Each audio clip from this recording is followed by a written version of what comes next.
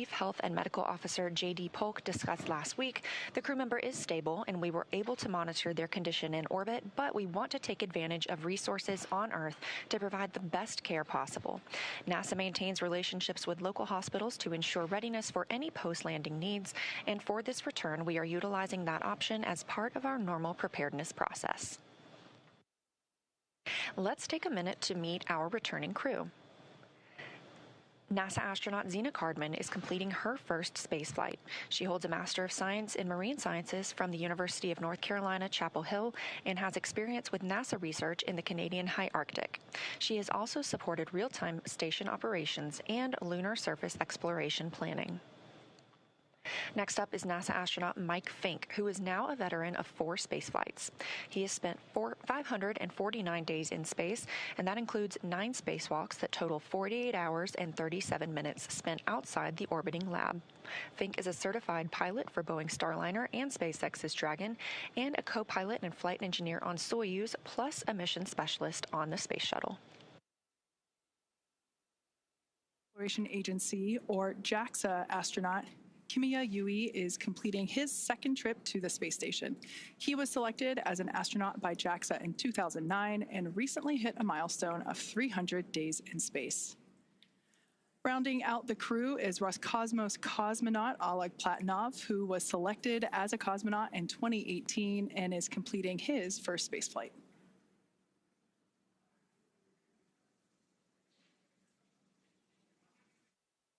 With the Crew-11 departure yesterday, we still have 3 people living and working aboard the International Space Station.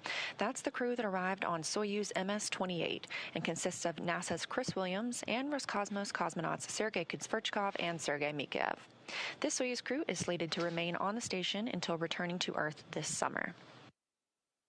Ahead of the Crew-11 departure from the International Space Station, NASA astronaut Mike Fink handed command of Expedition 74 aboard the orbital complex to Roscosmos cosmonaut Sergei Kudzverchkov.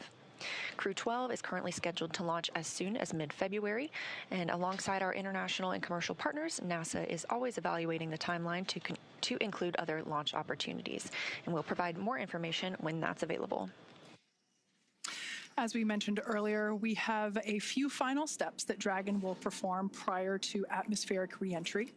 The slew, or the maneuver to deorbit burn attitude, and then the deorbit burn itself.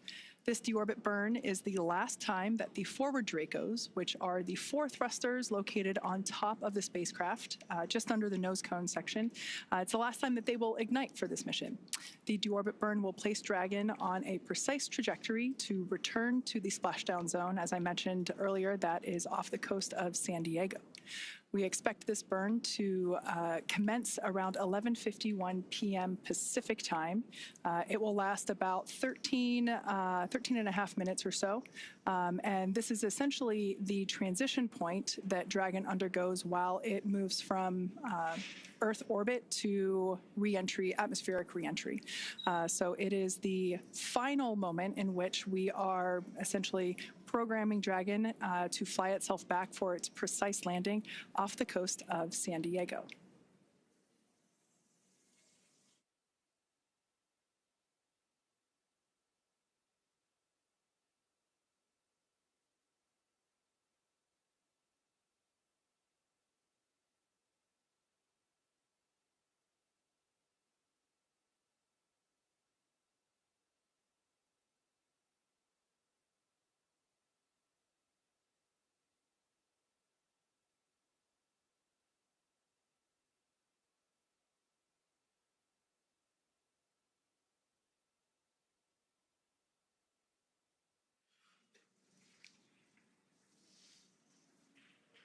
So the view that you saw there moments ago, that was SpaceX Mission Control that's located here in Hawthorne, California, just off to my side. That is where our teams monitor Dragon, checking in on all of its systems to help make sure that the crew has a safe journey. Our team there in Mission Control will be following their progress all along the way. You can see operators there on console or on headset, and there are 6 key positions who are monitoring the health of the vehicle and the crew. The mission director, responsible for mission success, is in charge of the room, And then there's somebody that you've already heard once this morning. That person you'll hear talking to the astronauts throughout our operations today. You see them there on your screen. That is our SpaceX CORE, which stands for Crew Operations and Resources Engineer. That is the singular voice to the crew. That person is responsible for translating everything that's going on in mission control around them and speaking and delivering those messages efficiently to the crew on board Dragon. Now, the other positions are focused on specific things like vehicle systems and navigation and control, avionics, software, propulsion, life support, and communications with ground segments.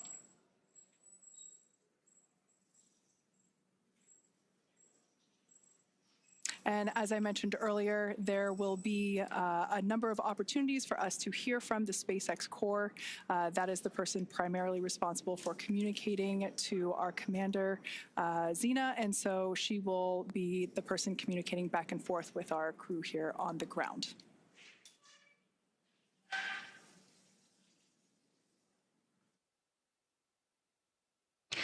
Mission Control Houston, on the right side of your screen, is staffed 24 hours a day, 7 days a week, 365 days a year. Currently, in the center of your screen, you see Michael Ellsworth. He is serving as the Capcom. He is very similar to the CORE, like you have in Mission Control at SpaceX, dedicated to talk to the crew members to streamline the communication, and that keeps the astronauts from needing multiple conversations on different subjects. Again, that stands for capsule communicator, but he is not talking with the Dragon spacecraft. This Capcom is speaking with the astronauts living aboard the International Space Station. Capcom sits right next to the flight director, and tonight we have Allison Bollinger on console. The flight director gathers info and data from all flight controllers. There you see Allison in the screen. She leads the team through major milestones and approves or declines suggestions based on pre-established flight rules. We have other key members in the room, like KHOU, who controls the attitude or the orientation of the space station. We also have the VVO, which is the visiting vehicle officer, who monitors and works with external teams sending spacecraft to and from the space station. Of course, we have a flight surgeon who the astronauts get a chance to speak with on a regular schedule on a private conference line. We also have Robo, who works with the Canadarm2 and maneuvers it to complete work outside the space station. When astronauts are on a spacewalk, the Canadarm2 is maneuvered by an astronaut within the station. There are plenty other positions, as you can see, and team members who monitor the station's solar arrays, the astronauts' schedules, and even where every piece of equipment and cargo is stored, because it takes a tough and competent team to make a mission successful.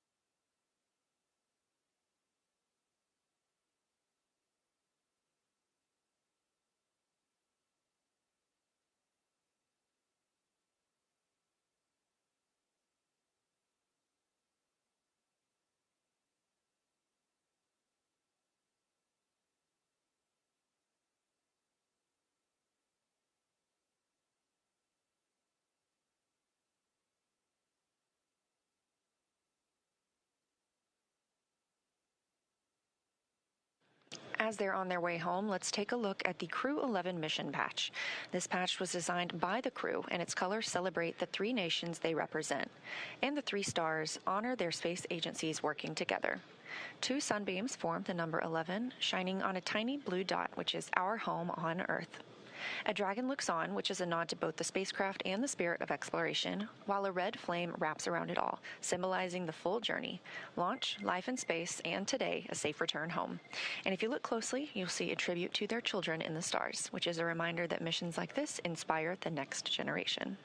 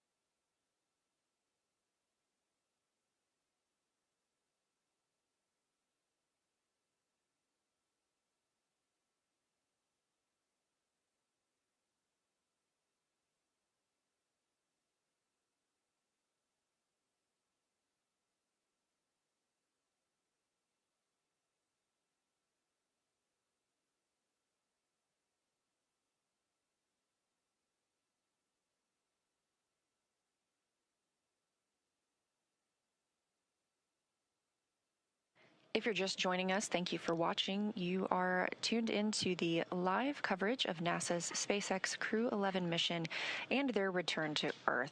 Again, we are expecting their splashdown at approximately 3:41 a.m. Eastern Time, but the next major milestone we're standing by for is the deorbit burn. That's at 2:51 a.m. Eastern Time.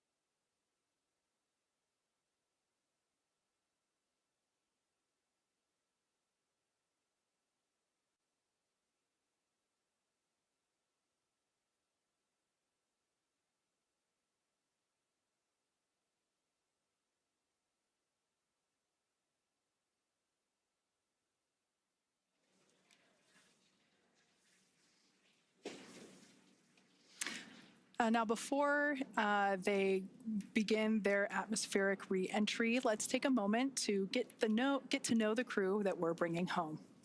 NASA astronaut Zena Cardman is commanding Crew-11. She was born in Urbana, Illinois, but calls Williamsburg, Virginia, her hometown. She's a scientist at heart, with degrees in biology and marine science from the University of North Carolina at Chapel Hill. Before joining NASA, Zena did field work in some of the most extreme environments on Earth, including Antarctica, the Canadian high Arctic, and volcanic terrain in Idaho and Hawaii. She was selected as part of NASA's 2017 astronaut class, affectionately known as the Turtles. Zena was originally assigned to Crew-9, but was later reassigned to command Crew-11 to support changes in station operations. And when she's not training for spaceflight, she enjoys rock climbing, writing poetry, and powerlifting. Next up is your Crew-11 pilot, NASA astronaut Michael Fink. He's a Pennsylvania native and a veteran of 3 previous space flights, spending more than a year of his life in orbit. He first flew to space in 2004 as a flight engineer on Expedition 9, then returned in 2009 to command Expedition 18, where he helped prepare the station for future 6-person crews. In 2011, he took part in the final flight of Space Shuttle Endeavour, STS-134, logging 3 more spacewalks along the way. Fink has also been a key player in NASA's commercial crew efforts, supporting development of the Boeing Starliner. He served as a backup pilot for the crew flight test, helping shape Starliner's avionics and software from the ground up, and he co-hosted a launch broadcast. Outside of spaceflight, he's a passionate learner into geology, astronomy, reading, and languages. He's conversational in both Japanese and Russian, which is a skill that comes in handy on the International Space Station.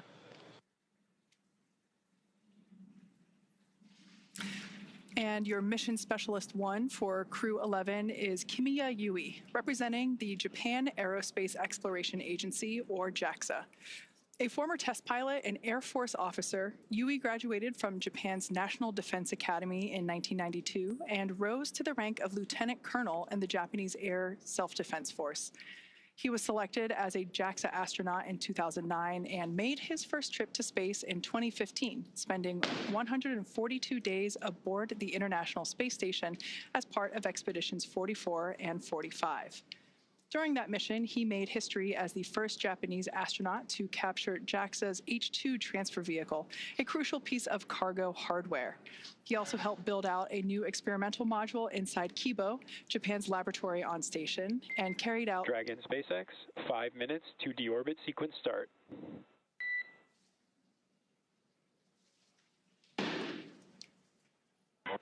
Dragon copy. All right, that was SpaceX Core, just letting the crew know that we're about 5 minutes away from the initiation of that 13-minute deorbit burn.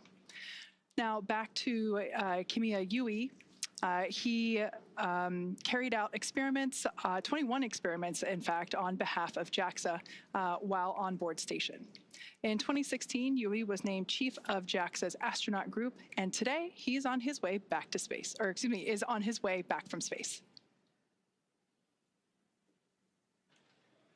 And rounding out the crew, we have mission specialist Oleg Platonov, a cosmonaut from Roscosmos, Russia's space agency, and a graduate of the Krasnodar Higher Military Aviation School of Pilots, where he earned a degree in engineering and the rank of lieutenant. Platonov completed his cosmonaut training in 2018 and was certified as a test cosmonaut that same year. His flight to the International Space Station was launched last year, continuing our chapter in international collaboration. He's married and has 1 child, and Crew-11 was his first journey to space. Again, we are standing by for the deorbit burn, which will bring Crew-11 home, again, splashing off the coast of California approximately 1 hour from now. That's 3:41 a.m. Eastern Time.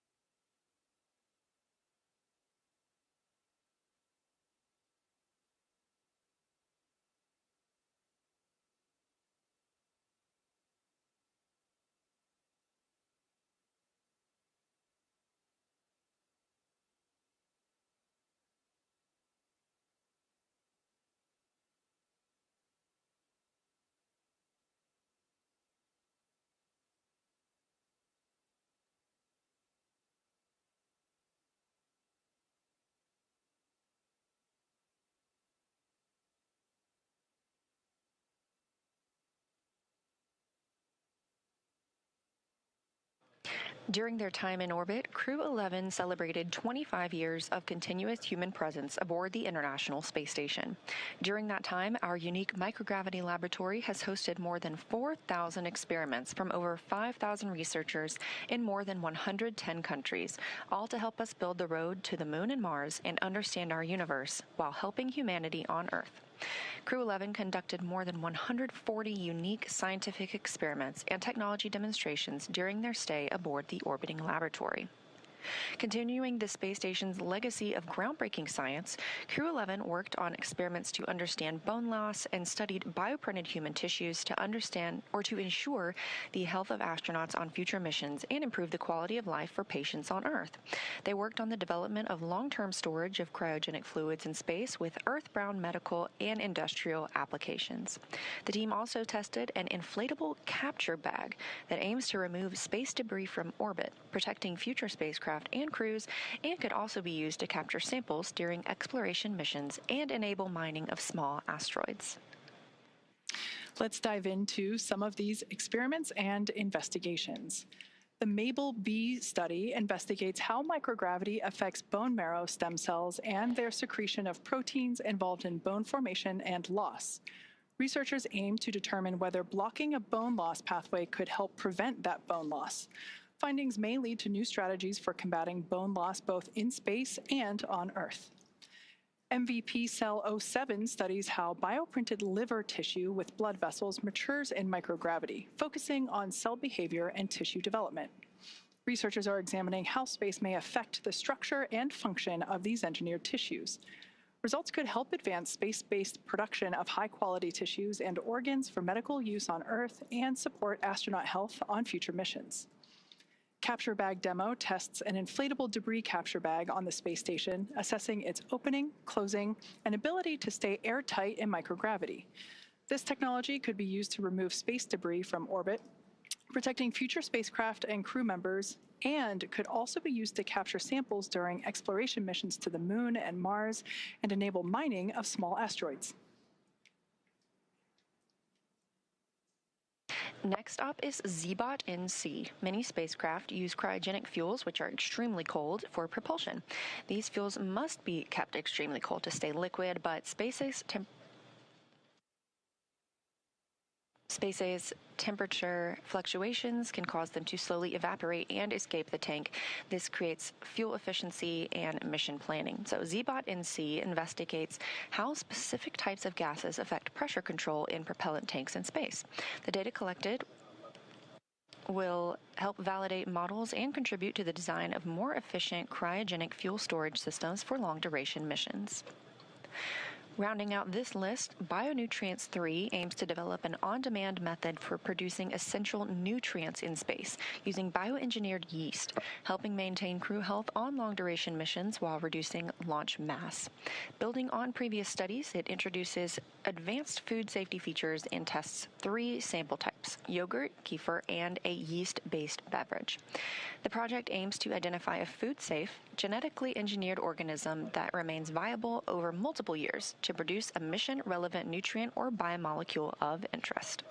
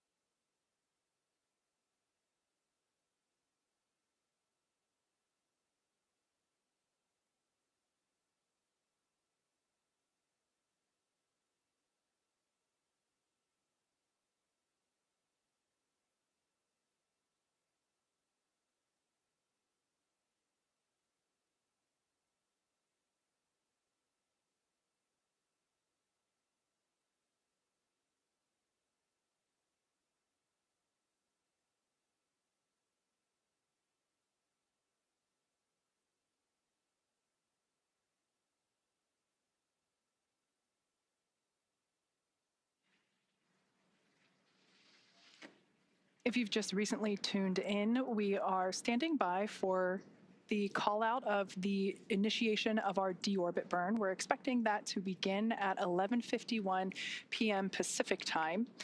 This is a 13.5-minute long burn that positions Dragon for its atmospheric reentry and splashdown off the coast of San Diego. So like I mentioned, we are standing by. That should be coming here in just a couple of minutes as we expect that to initiate at 11:51 p.m. Pacific time.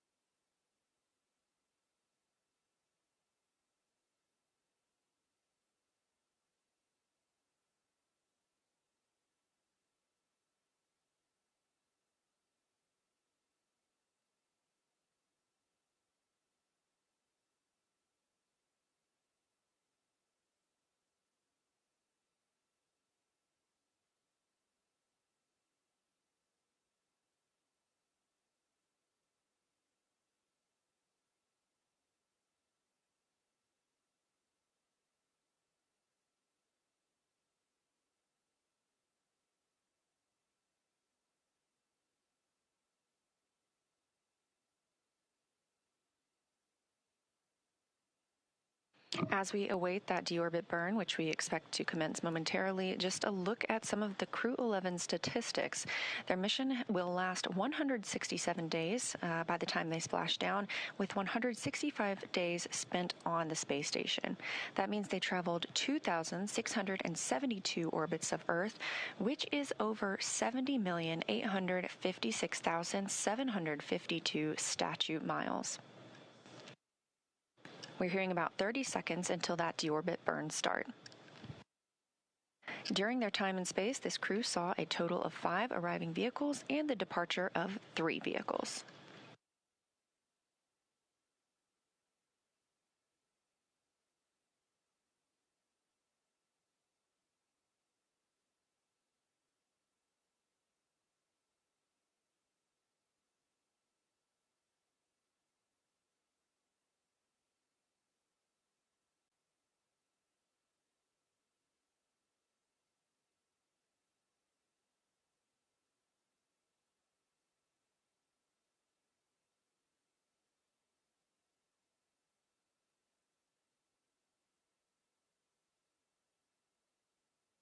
And right on time at 2:51 a.m. Eastern Time, we have confirmation that the deorbit burn has begun. This burn is expected to last over 13 minutes. For these return and splashdown operations, the United States Coast Guard, in coordination with SpaceX and NASA, establishes a safety zone to ensure public safety and for the safety of those involved in the recovery operations, as well as the crew aboard the returning spacecraft. Multiple notices are issued to mariners in advance and during recovery operations, and Coast Guard assets may be deployed to discourage boaters from entering the splashdown zones. We want to again stress to all of the public the need to respect this safety zone. Recovering a spacecraft spacecraft from the water is a hazardous operation, and any other boats interfering increases risk to the astronauts in the capsule, the teams working to recover them from the water, and the safety of those that come too close. Now, for the safety of the crew and your own safety, we would love for you to continue joining us on NASA Plus and the SpaceX webcast, because you're going to get the best views of our astronauts on their journey home.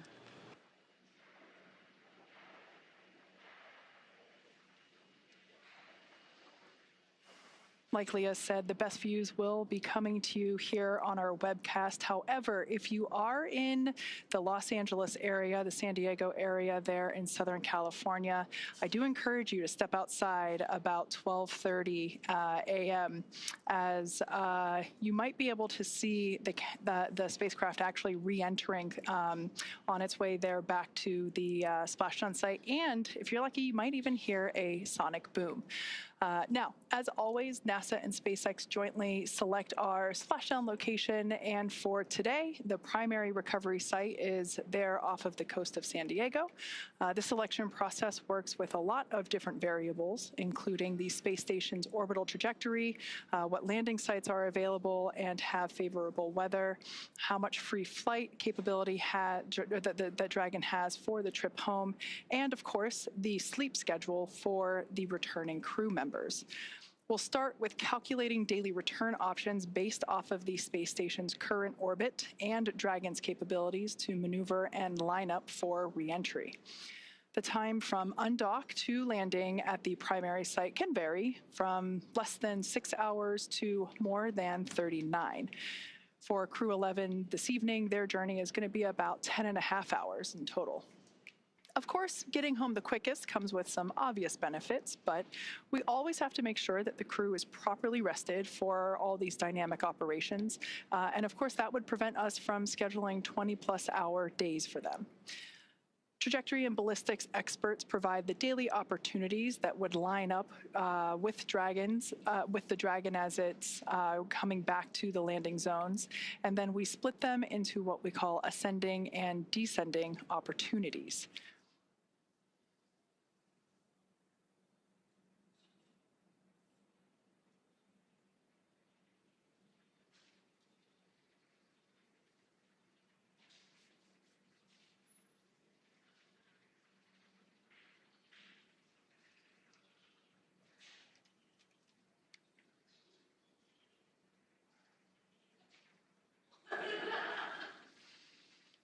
Okay, so we still have a few minutes left to go here in this deorbit burn. As I mentioned before, this is the transition of the Dragon spacecraft from Earth orbit to atmospheric reentry. This is lining the spacecraft up for its precise splashdown location there off the coast of San Diego.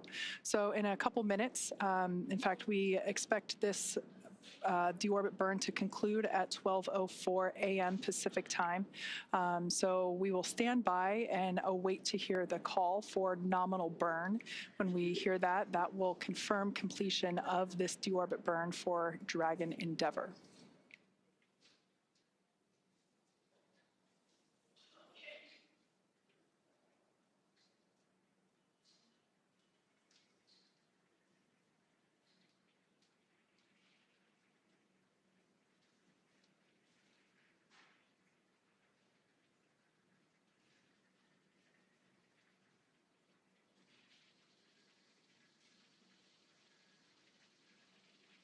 As I mentioned earlier, we will hear primarily the SpaceX core or the crew operations and resource engineer. That is the primary role in mission control that is responsible for communicating with the Crew-11 spacecraft. That individual is seated there on the left-hand side of your screen. That is SpaceX Hawthorne Mission Control. Also seated there, I believe I see my boss, SpaceX Vice President Bill Gerstenmaier, sitting there in the front row. This group of operators are standing by and monitoring Dragon's progress throughout this burn.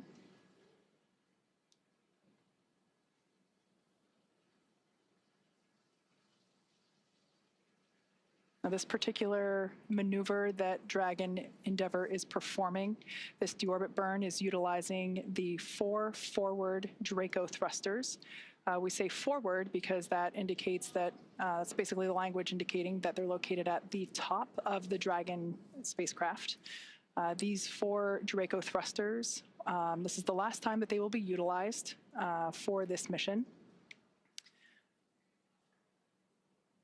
This deorbit burn will last for a total of about 13.5 minutes.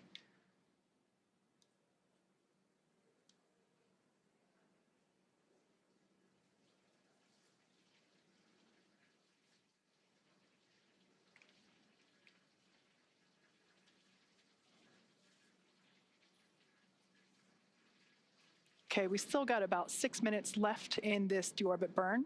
As we wait for a conclusion of the deorbit burn, let's talk about Dragon Endeavour's journey from the space station so far. Shortly after its separation, Dragon used its Draco thrusters to move away from the station in a series of carefully choreographed maneuvers, or departure burns, and those were done to increase the distance between the spacecraft and the space station.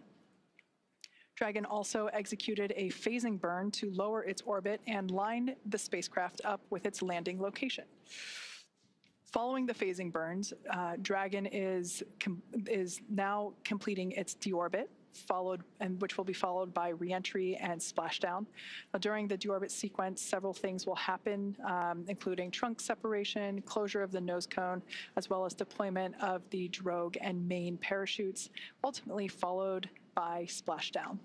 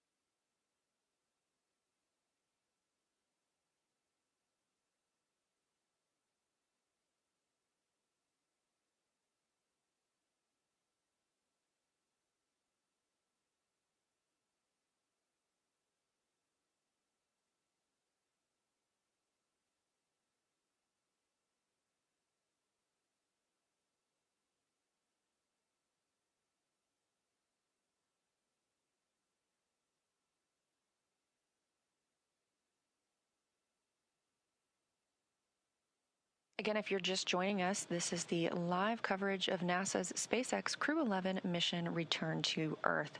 We are currently in the deorbit burn, which started at 1:51 a.m. Central Time, 2:51 a.m. Eastern Time. It's expected to last approximately 13 minutes, so we still have about 4 more minutes left of this burn. Once it's complete, Dragon will then proceed to jettison the trunk before it re-enters the Earth's atmosphere, exposing the heat shield on the base of the spacecraft and protecting the crew as they make their way toward the splashdown location.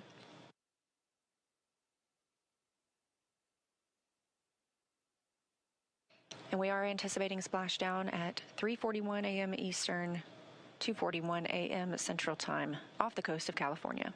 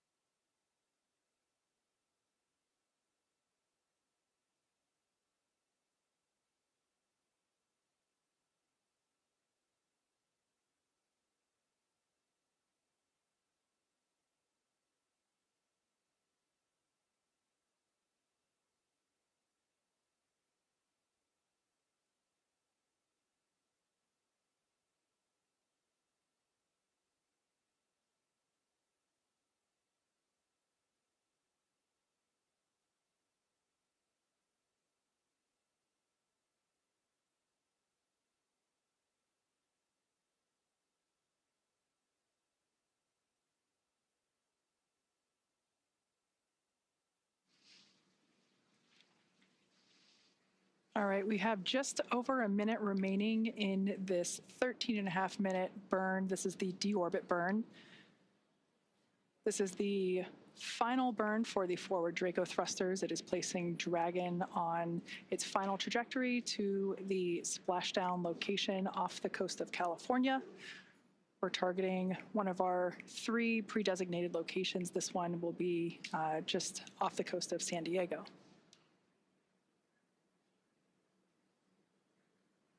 Shortly after the burn concludes, we should hear a call out indicating that the burn was nominal. This would be good news and letting us know that we are continuing with progression of our milestones.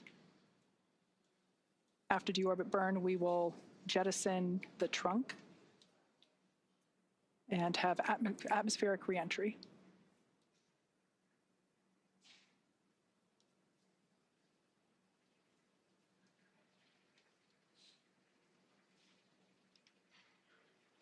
All right, so there's about 10 seconds left in this burn, so we're going to stand by and listen for that call out.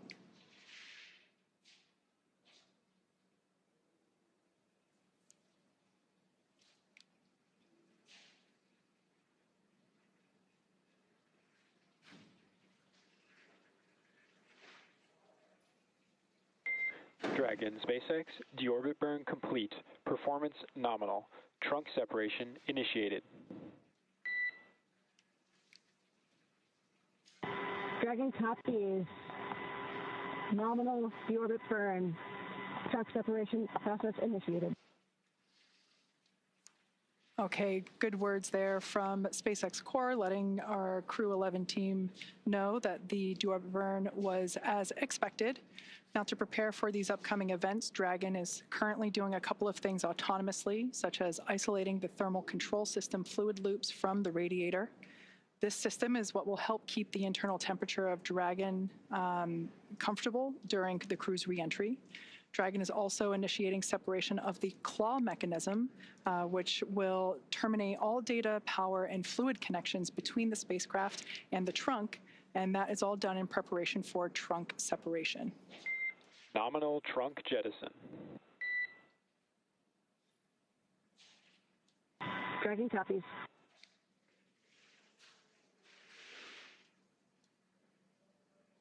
All right, great news there. We heard the call out for successful trunk separation. So that means that telemetry is looking good. The nitrox system is primed for cabin and suit cooling, and the heat shield is exposed and ready for atmospheric entry. Now, since we separated the trunk, we are no longer able to generate any new power, but we don't need to since we're coming on home and Dragon has more than enough battery power already stored. So the next milestone that we have coming up is nose cone closure. We expect that at approximately 12:09 a.m., so here in about 3 minutes. The nose cone is at the top of the spacecraft, and it is the structure that protects the docking system as well as the guidance, navigation, and control system. We'll be using 12 hooks to lock and secure the nose cone prior to its atmospheric entry.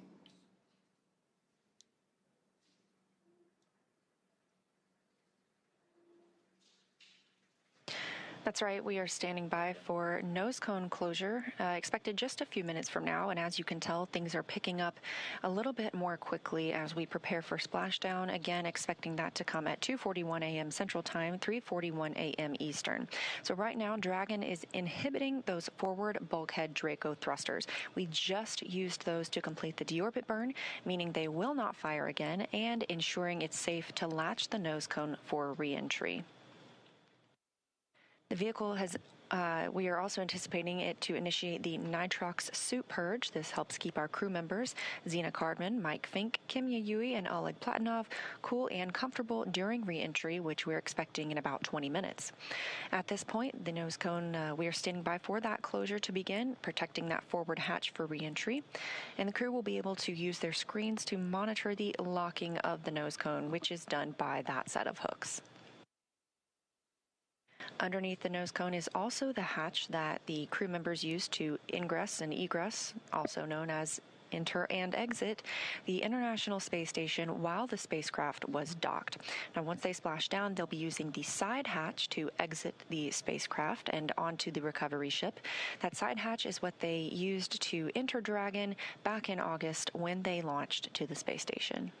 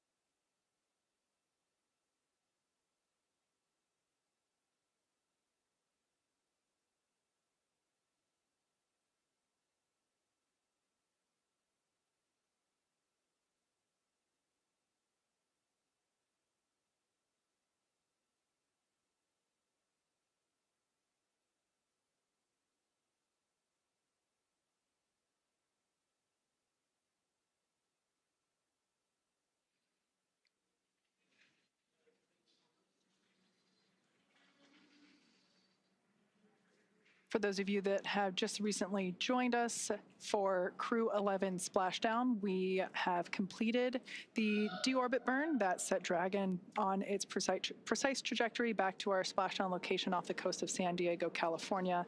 We've also jettisoned the trunk, and we've just closed the nose cone. So these are the final physical changes for the Dragon spacecraft prior to its atmospheric entry. And we expect that entry period to begin about 12:30 a.m. Pacific time, so in about 20 minutes or so.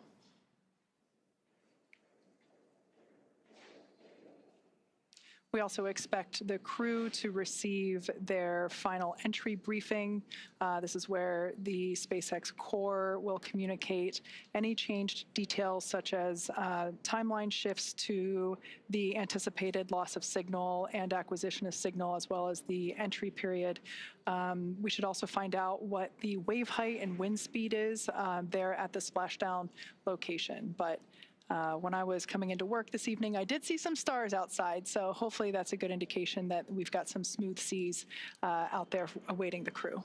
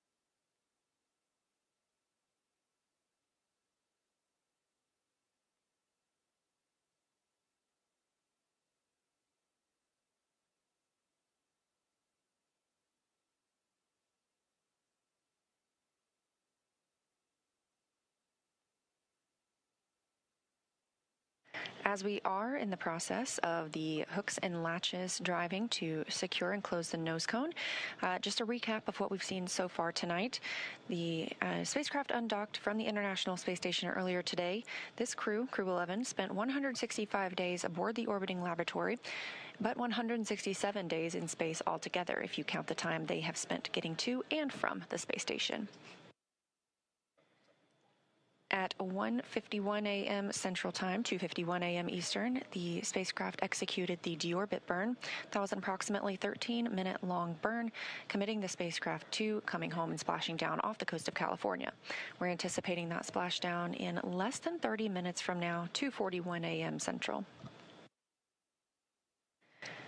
After the nose cone closes, we will begin seeing our reentry process, and part of that is a communications blackout. We lose communication with the spacecraft. This is an anticipated and tracked milestone as they go through reentry and plasma builds up around the spacecraft itself.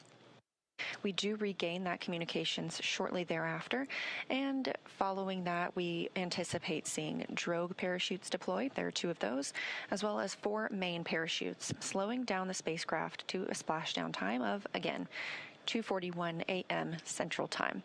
So we're just standing by for confirmation of nose cone closure.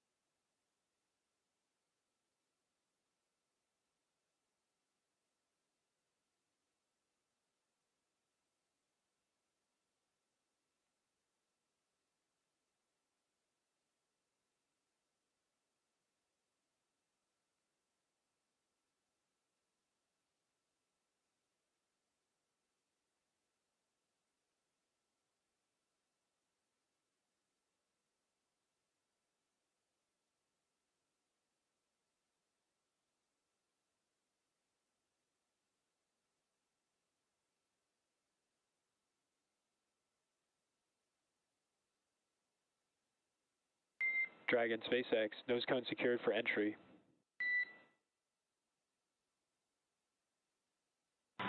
Dragon.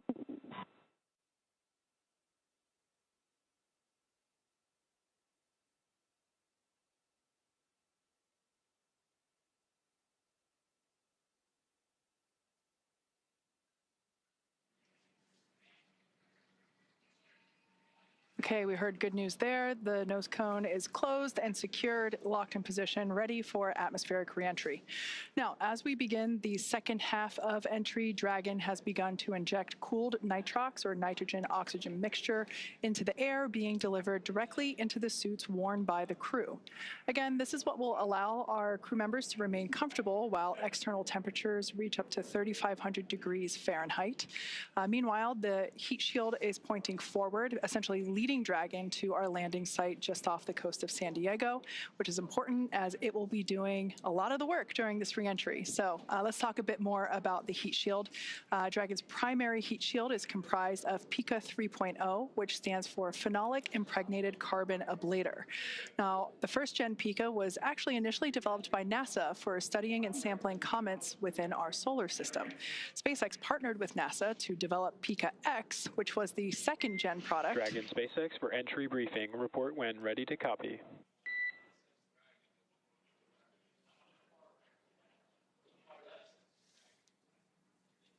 Ready to copy. Okay, starting with timeline. We're completely on time for the previously briefed timeline. Splashdown per your displays at 0841 Zulu. COM blackout start 0828. Blackout end 0835. How copy?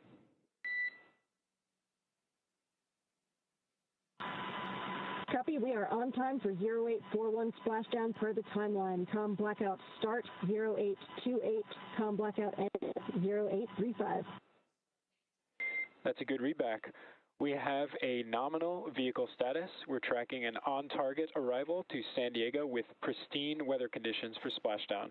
Recovery team is on site and ready to support.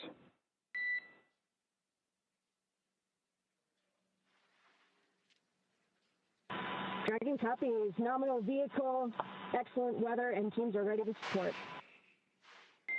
And with that, please report when tablets are secure, restraints are tightened, and visors are down.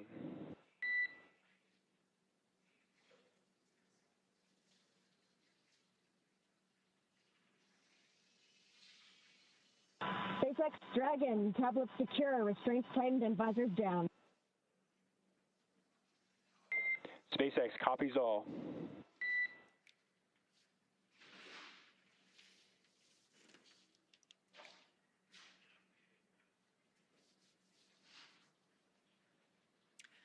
All right, so as expected, that was our entry brief to the crew, letting them know that there were actually no updates to the anticipated timeline this morning. So that's great news. Everything is looking well on timed with our anticipated timeline. So as we mentioned before, we expect our anticipated loss of signal to occur around 12:28 a.m. Pacific. So in just about 8 minutes from now, we will have, we anticipate that signal to be regained or anticipate that signal to be acquired again at 12:35 a.m.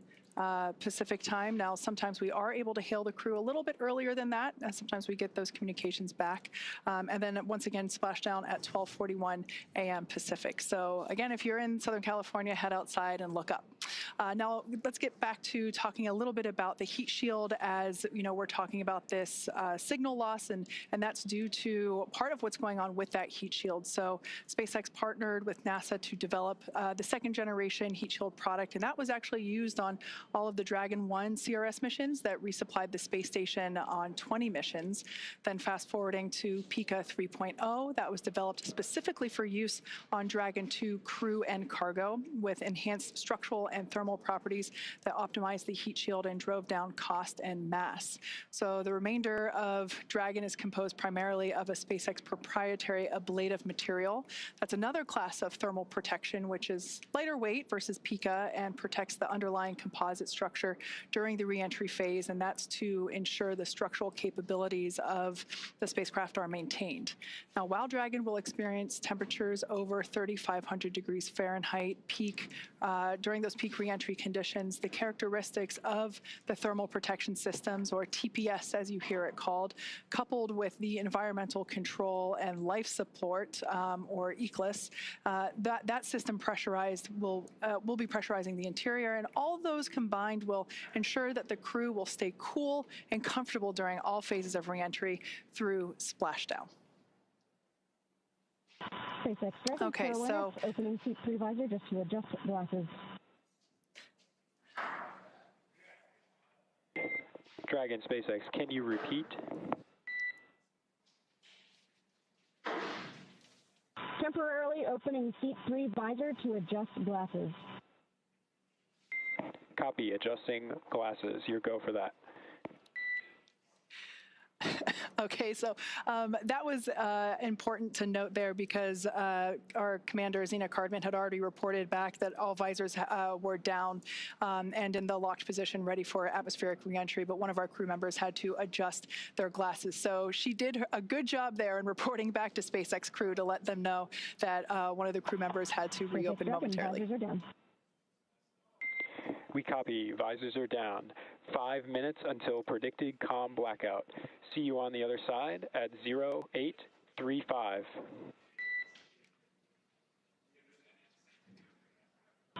Copy 0835. Talk to you soon.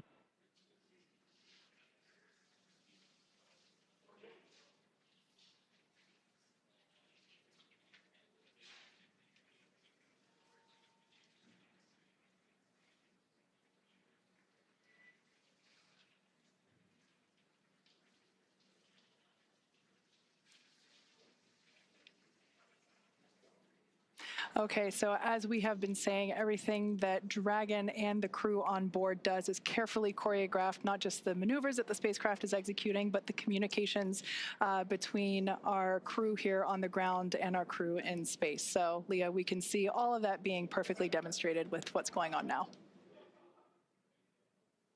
Absolutely, and we are standing by for the reentry portion when we expect to lose communications with the spacecraft, but we will regain that communication after they have begun re-entering the atmosphere. So once Dragon has re-entered the Earth's atmosphere, a series of parachutes will deploy to slow the crew's descent.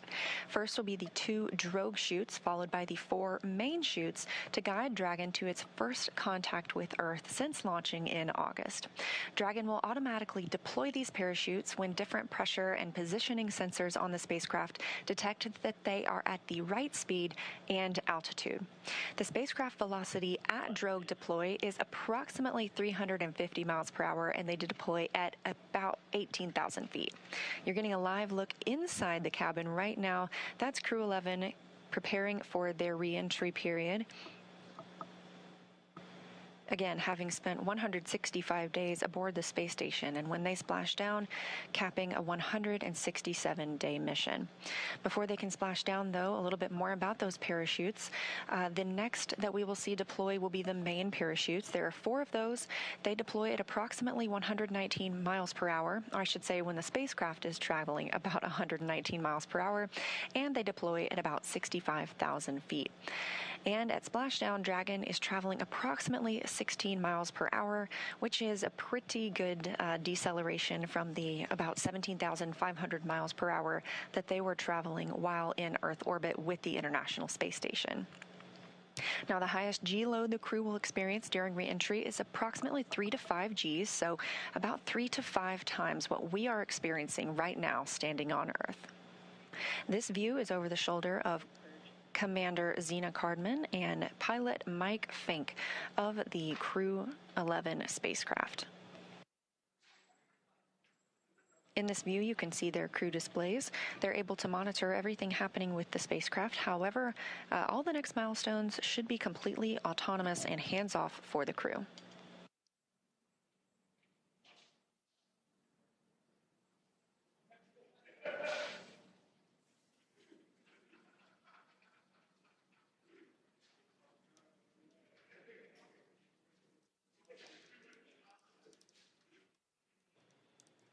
We can preview the fact. We just heard that the crew is in entry attitude, and we are anticipating losing this view and losing our audio communications with the crew in just a minute or so as they enter this entry interface. They'll be traveling and experiencing heat outside the capsule at approximately 3,500 degrees Fahrenheit. And as they are traveling and re-entering Earth's atmosphere, a plasma builds up around the capsule that prevents us from communicating back and forth with the crew. We expect to regain communications with them about 7 minutes later, but we're still getting great views right now.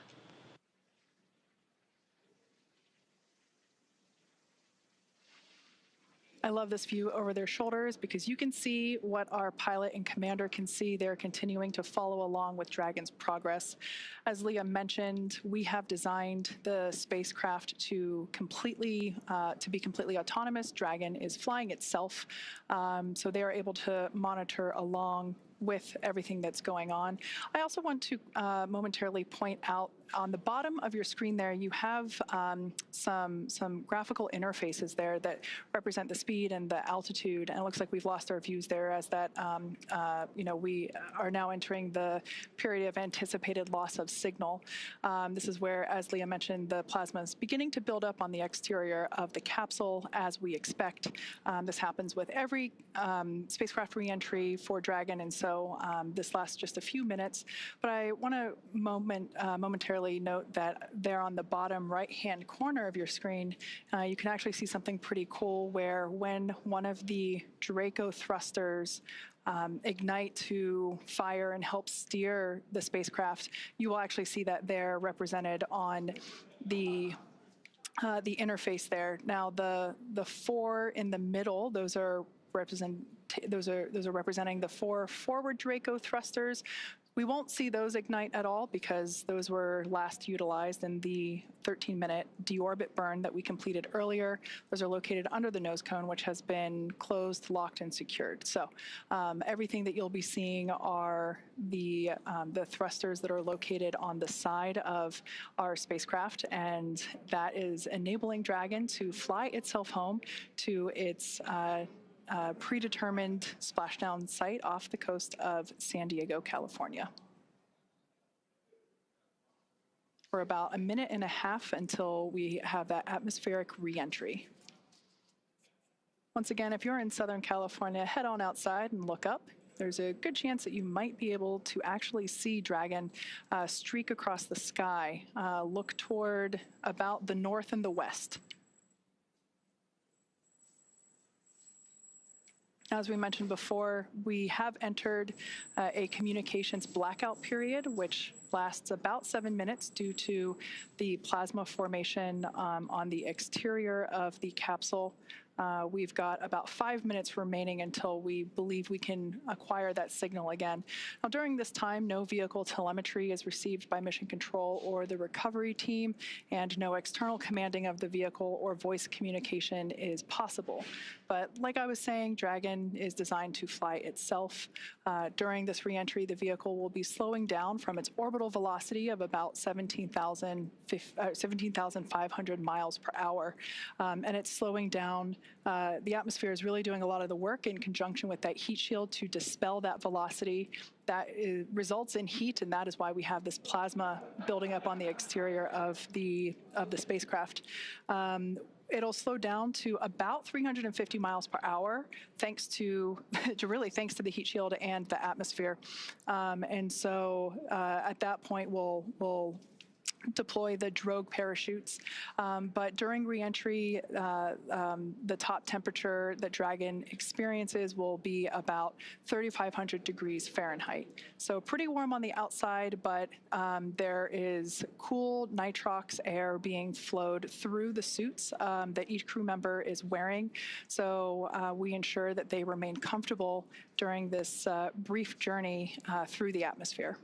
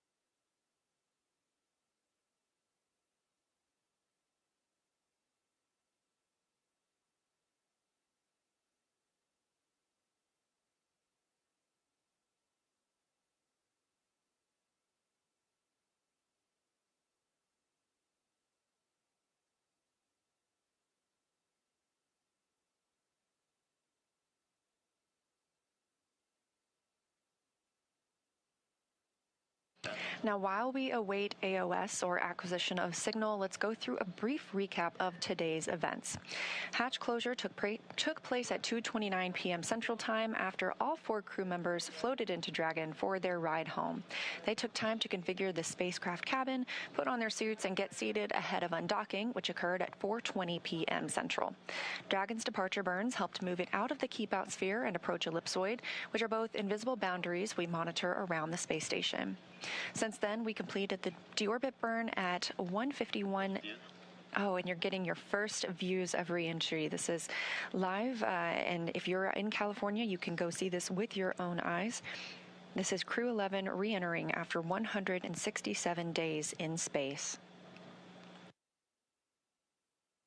Again, we are in a loss of signal period. This is a tracked period as the spacecraft re-enters Earth's atmosphere. We anticipate regaining signal with Crew-11 momentarily, and when the spacecraft reaches an altitude of 18,000 feet above Earth, 2 drogue chutes will deploy to slow it down ahead of the 4 main parachutes deploying at 6,000 feet in altitude. Now, splashdown will be the milestone we will see after that, which is expected for 2:41 a.m. Central Time. So again, we're standing by for acquisition of signal and continued communication with Crew-11, expecting that just a few minutes from now.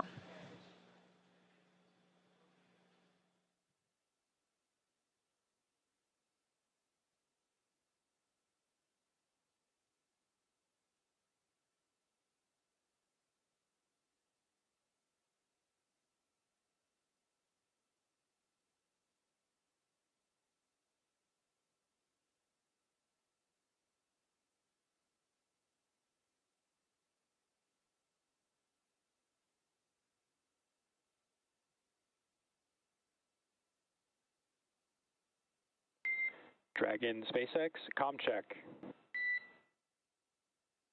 SpaceX Dragon, loud and clear. We have you the same, loud and clear. Expect automated chute deployment. Copy, automated chute deploy expected.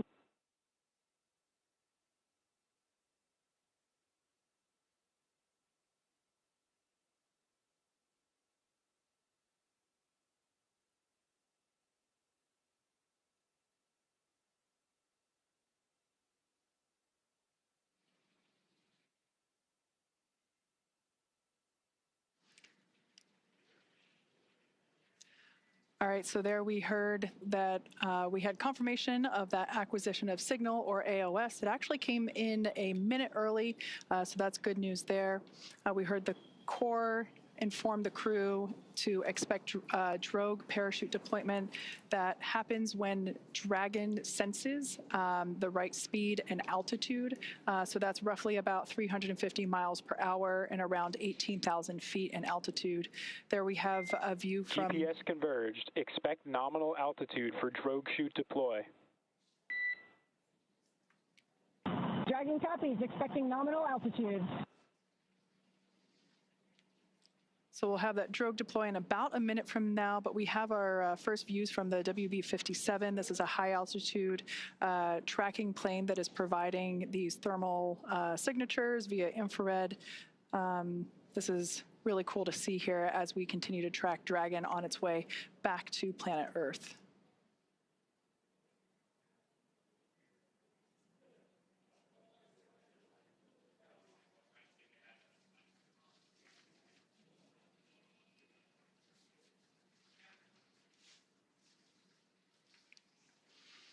So momentarily, we expect for visual and... Brace for drogue window.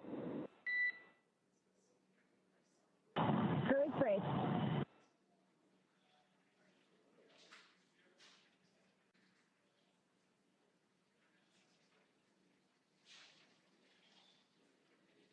Dragon has safed the propulsion system as we anticipate drogue deployment any moment now.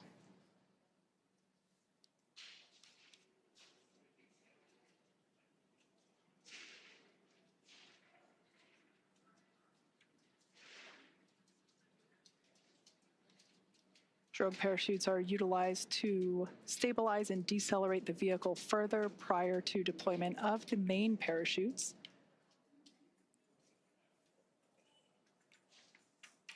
Drogue should be deploying here in a couple seconds, and mains will follow in about 1 minute.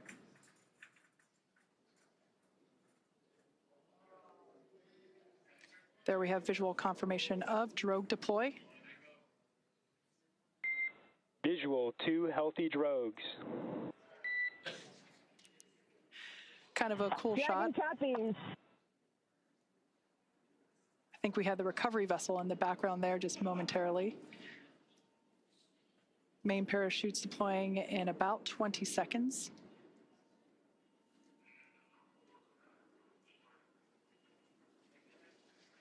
The main parachutes deploy when the vehicle's about 119 miles per hour and around 6,000 feet.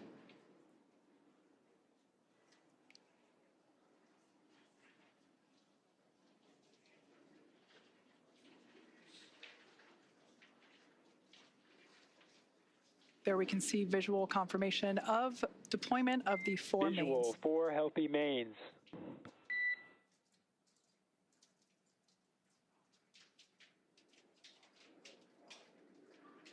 These main parachutes help decelerate the spacecraft even further.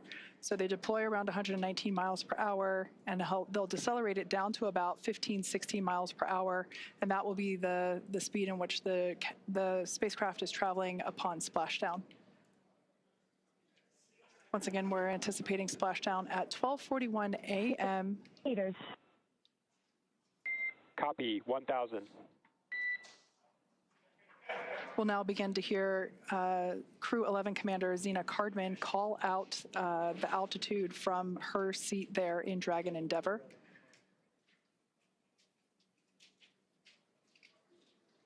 SpaceX's mission control team in Hawthorne continues to report the precise landing coordinates to the recovery team. 800. Copy, 800.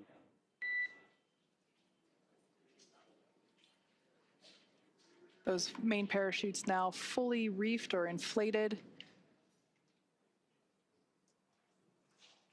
We ensure that the parachutes inflate over a few seconds to help reduce the shock to the system. 600 meters. Copy, 600.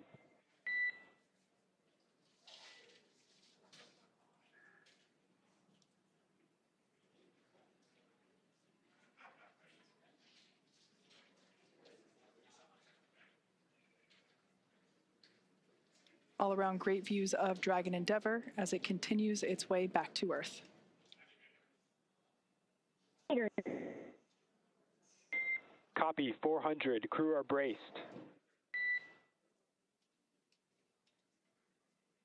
Standing by for splashdown.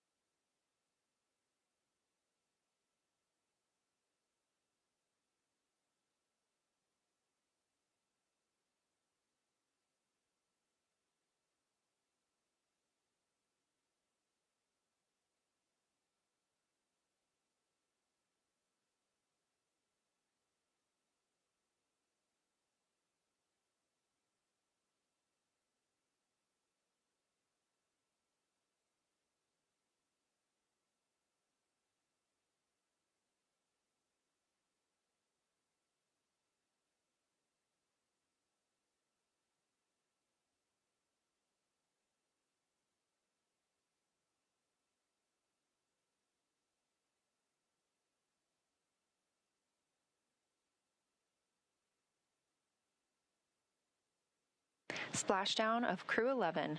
After 167 days in space, Dragon and NASA astronauts Zena Cardman and Mike Fink, Kim Yui of JAXA, and Roscosmos cosmonaut Oleg Platonov are back on Earth. Dragon, SpaceX, we see splashdown. SpaceX Dragon, copy, concur. Splashdown and mains are cut. We are in 4.800. SpaceX copies, and we see the same. Mains cut. On behalf of SpaceX and NASA, welcome home, Crew-11. SpaceX Dragon, it's so good to be home. With deep gratitude to the teams who got us there and back.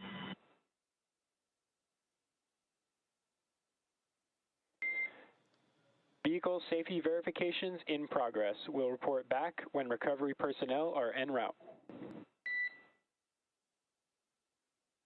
Dragon copies.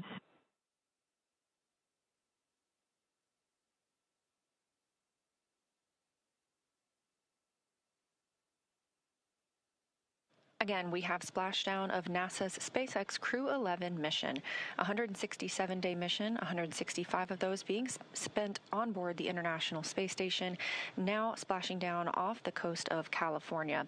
That splashdown coming right on time at 2:41 a.m. Central Time. The SpaceX recovery ship and team has been waiting for Dragon splashdown, and they will now begin making their way to the splashdown location.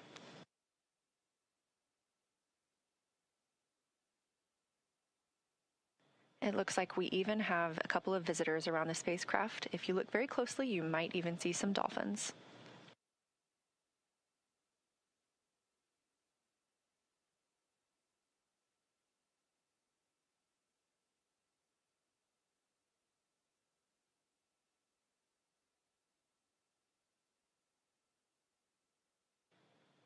Again, a return by the books for Crew-11, having splashed down at 2:41 a.m. Central Time off the coast of California. We will now begin moving into the recovery process. We'll see the boats begin to approach and inspect the spacecraft by checking for hypergol and other ordnance checks. They will begin to rig the spacecraft and prepare it to be lifted on that recovery ship. And this is a great view of some of those boats that go out and check the spacecraft. They are going to be sniffing it, essentially, for these hazardous fuels that can linger once the spacecraft has re-entered Earth's atmosphere.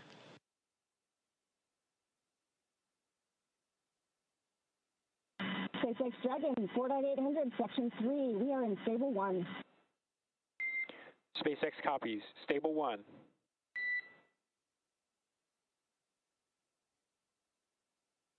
That's the voice of NASA astronaut and commander of Crew-11, Zena Cardman, reporting back that they are working through their procedures and that the capsule is in Stable 1, which is the position that you see on your screen here, where it is upright in the water. This is just what we were hoping for, and again, it's been a completely nominal and by-the-books return for the crew today.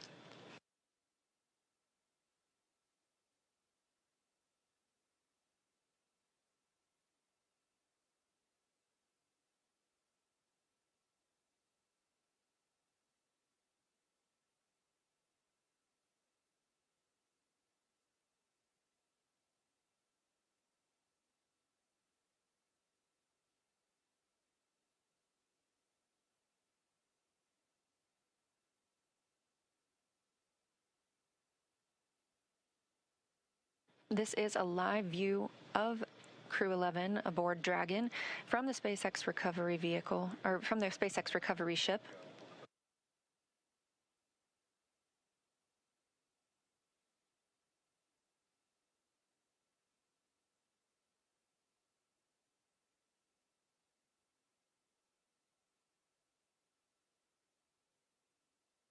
And this day for the crew started about 10.5 hours ago when they undocked from the International Space Station.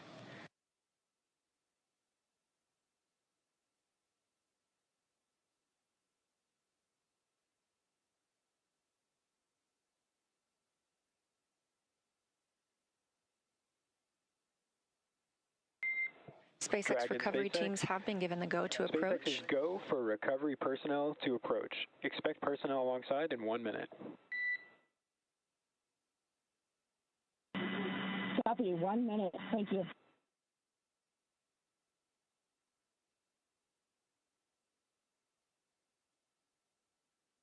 And you just heard that call out from the Corps in Hawthorne, California, to the crew aboard Dragon, that the SpaceX personnel who have been in the general vicinity of Dragon's anticipated splashdown location now have the go to approach the spacecraft and begin that recovery process.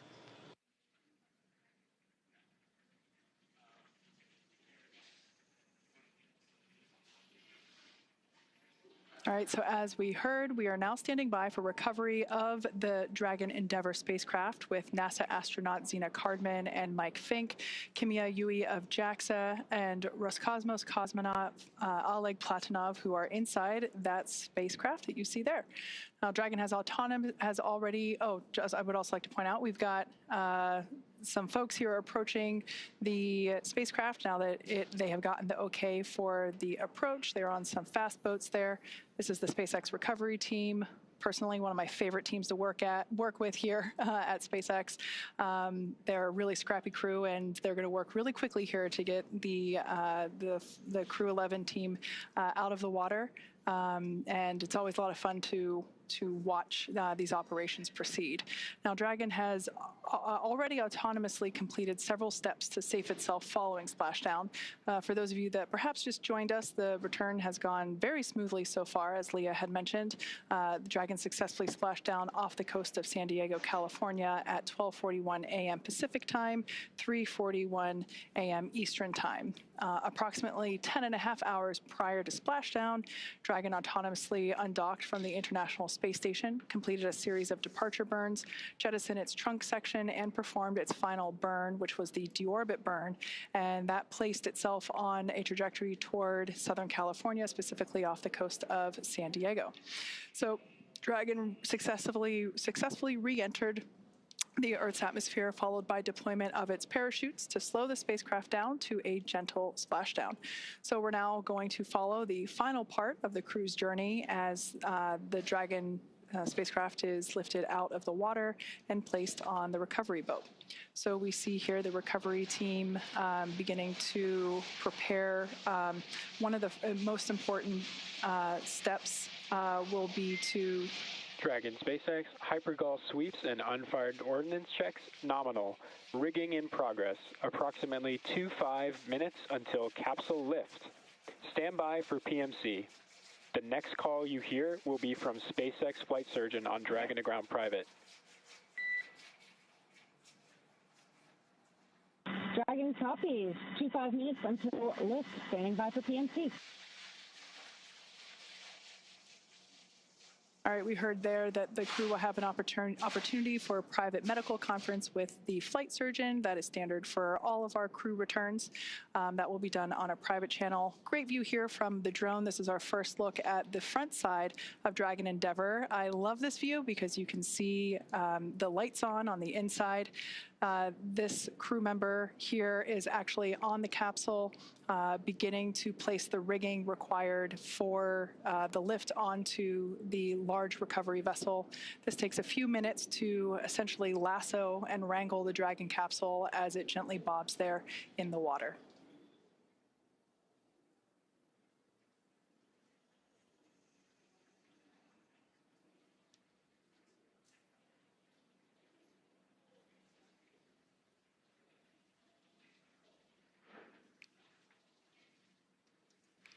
Not in the picture, there is another fast boat that is recovering the parachutes from the water. Those were automatically cut or released from Dragon upon splashdown, and we retrieved those from the water. This fast boat here is helping to assist the rigging of the required straps and equipment for the spacecraft recovery.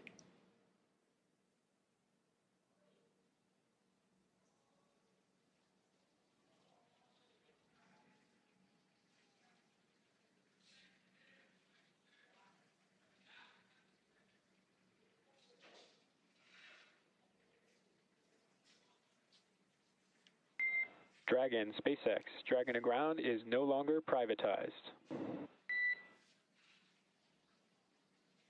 Dragon copies.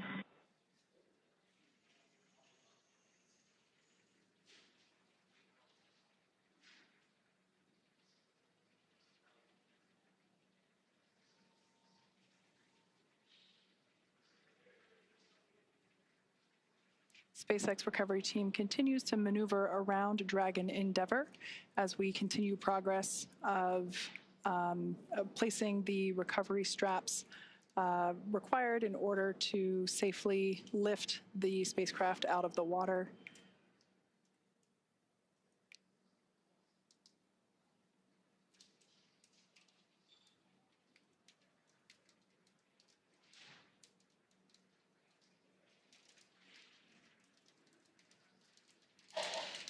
Something we heard called out earlier prior to the closest approach that we see now was completion of the safety sweeps. that was just indicating that the recovery team performed the required checks to ensure that there weren't any unfired pyros, which are used to... Dragon, be advised, transitioning forward link.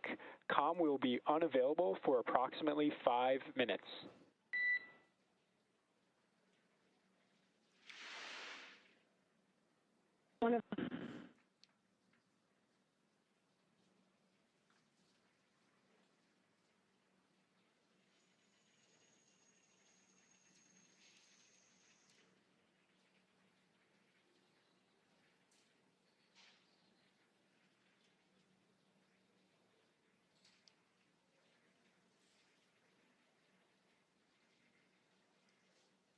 Earlier, prior to atmospheric reentry, we heard SpaceX core report to the crew during the, excuse me, during the entry brief that recovery conditions were almost pristine, and he was not joking.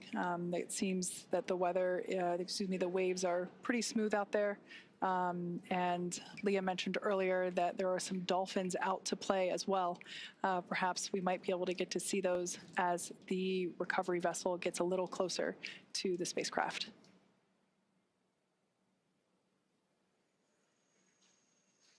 On your screen now are our operators at SpaceX Mission Control.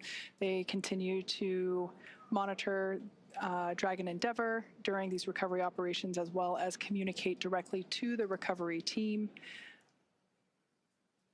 Everything is carefully coordinated within our procedures, and here you see folks that are responsible for individual portions to ensure that everything is executed as planned.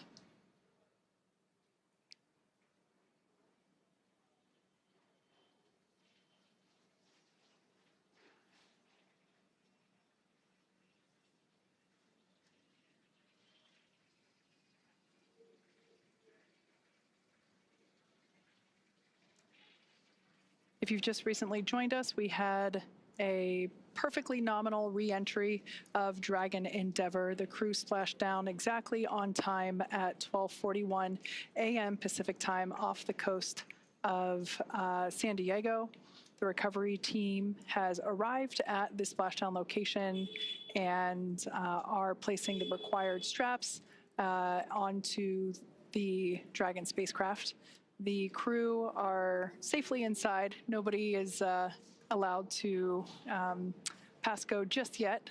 We still have to lift the spacecraft out of the water and onto our recovery vessel. Dragon SpaceX, forward link transition complete. Com check. We've got you loud and clear. We have you the same.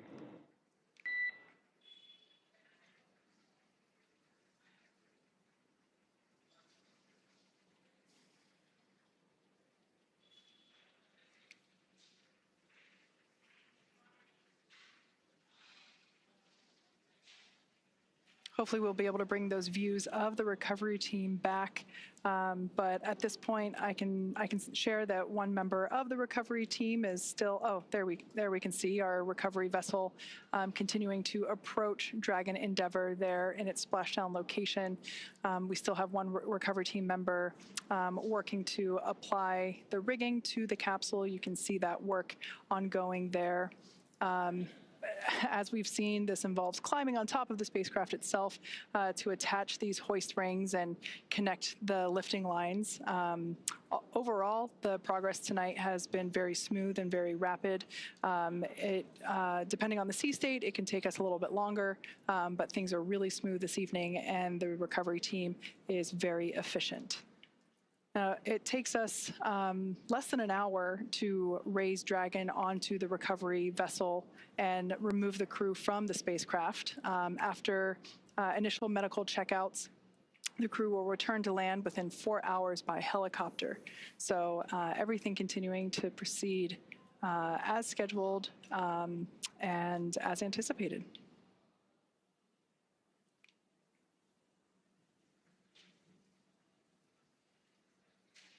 The ring that you see there on the deck of the, of the recovery vessel, that is what we refer to as the nest. That is where the Dragon once lifted out of the water using the hydraulic lift there at the aft end of the recovery vessel, the Dragon spacecraft will be lifted and placed into that nest, and that nest will then be translated forward on the recovery vessel up to where the egress the egress bay is located.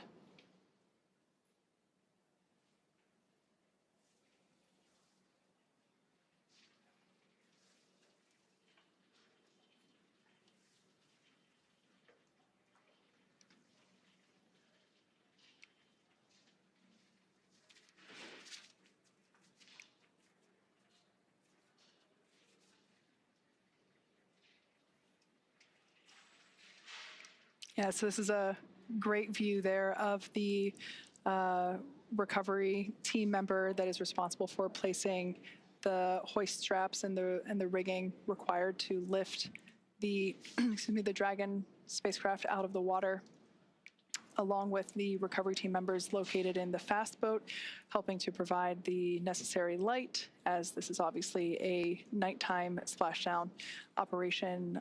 We've done several of these before. As you can see there, the sea state is super calm, and I'm assuming really nice conditions to be working in right now. Over time, we can see the primary recovery vessel. This is our recovery vessel Shannon, named after, of course, Shannon Walker, who flew on Crew-11. She is the first female astronaut to fly in our Dragon spacecraft. So we have this vessel named after her. And we can see Shannon slowly but surely getting closer and closer to Dragon Endeavour as it patiently waits there in the glass-like water.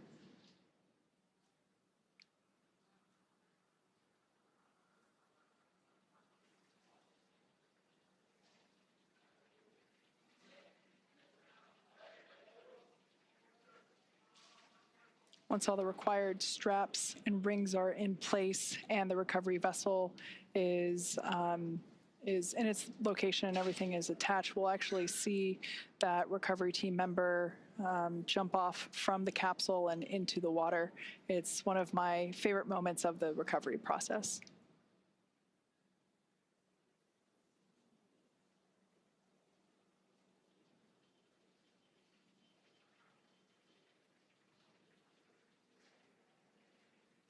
I think we might, yep, there they are. The dolphins are back to play. We now have a better view of them. I'm sure they're very intrigued by all the lights that are in the area here in the middle of the night in Southern California.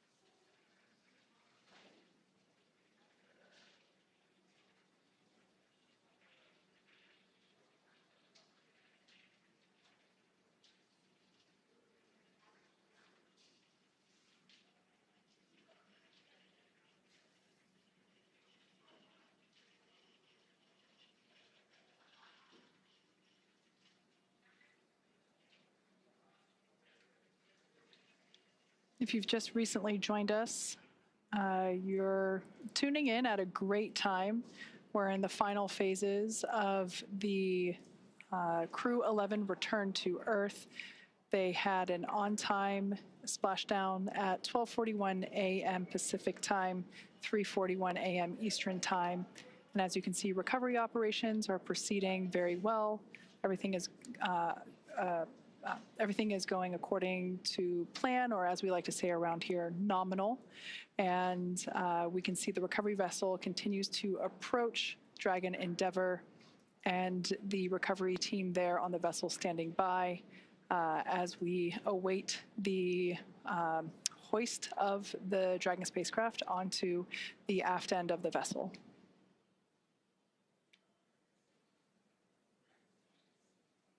I can say once we make the final approach here to the Dragon spacecraft, the hoisting actually happens.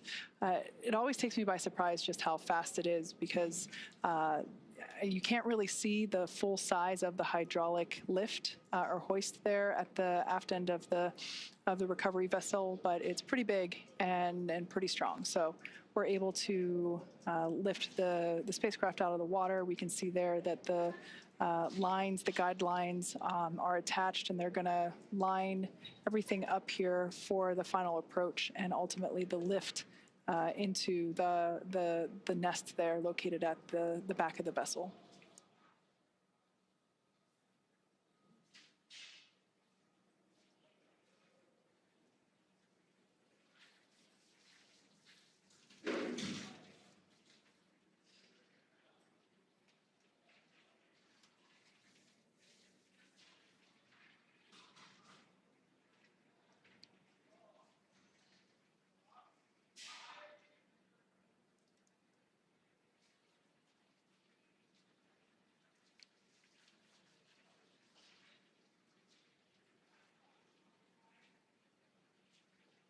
So we can see Dragon Endeavour, the gap is closing between Dragon Endeavour and our recovery vessel Shannon. Once again, we had an on-time splashdown off the coast of San Diego, California, that occurred at 12:41 a.m. Pacific time. All 4 crew members of Crew-11 are still in our Dragon spacecraft. Moments ago, when the spacecraft was turned the other way, we could actually see Dragon SpaceX. Rigging complete. Approximately 5 minutes until capsule lift. Dragon copies. 5 minutes to lift.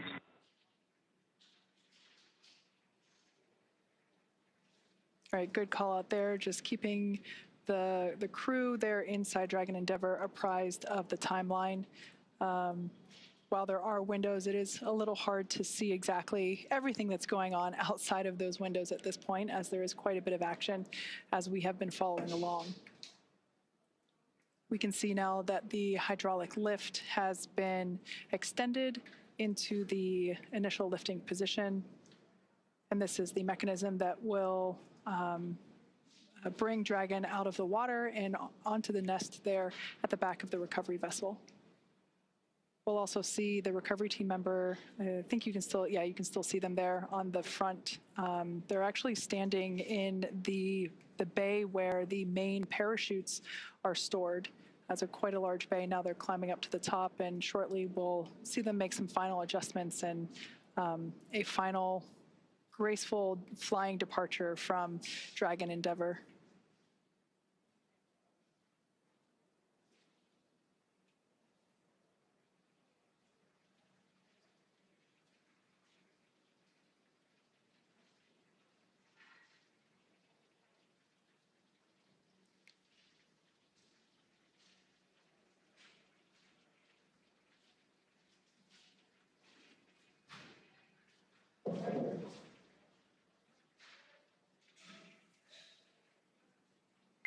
Brace for capsule lift.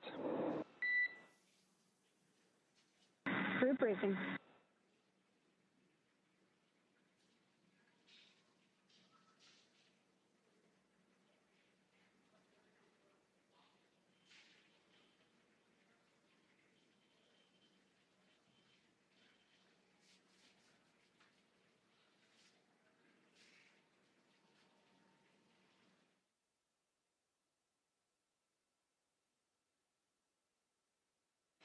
Now, as you can see, the recovery teams are preparing to lower the vessel's hydraulic lift mechanism, and that's going to bring the spacecraft into the on-deck translation system, also known as the nest. Dragon will remain in the nest during crew extraction and then for the journey back to port.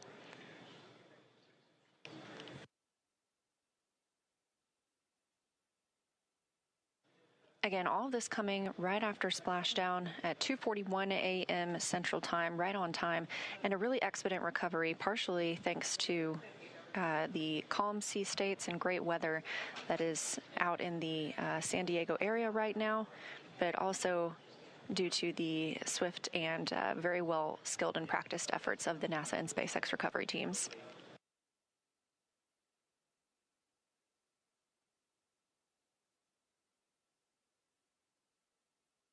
The spacecraft is now being lifted. It'll be set on the nest and centered.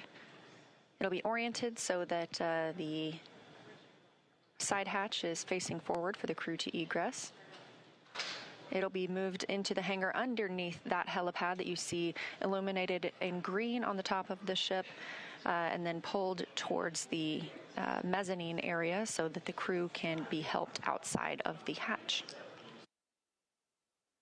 Once open, a SpaceX medical doctor will be the first to check in on Cardman, Fink, Yui, and Platonov, our Crew-11 crew members, and see if they're ready for egress or exiting the vehicle. This is a standard procedure for all of our crew returns. This view coming from the recovery vessel, as you see Dragon, and at the very bottom, that is the nest in which we were discussing, and that's where Dragon will remain now and all the way back to port.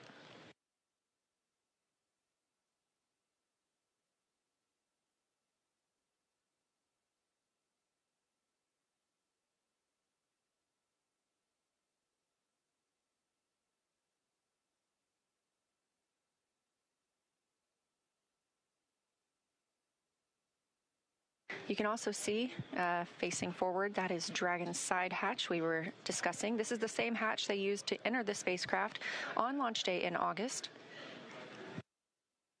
And of course, this is different from the top hatch. You can not see that because it's underneath the nose cone at the very top of the spacecraft. We've been following along all the way through deorbit burn and nose cone closure tonight. That top hatch underneath the nose cone is what the astronauts and cosmonaut used to enter and exit the International Space Station while Dragon was docked. So before we open this side hatch, the spacecraft's cabin pressure must be equalized with the outside environment. And of course, once that hatch is open, this will be the crew's first breath of fresh air back on Earth since boarding their spacecraft at the start of their journeys back in August.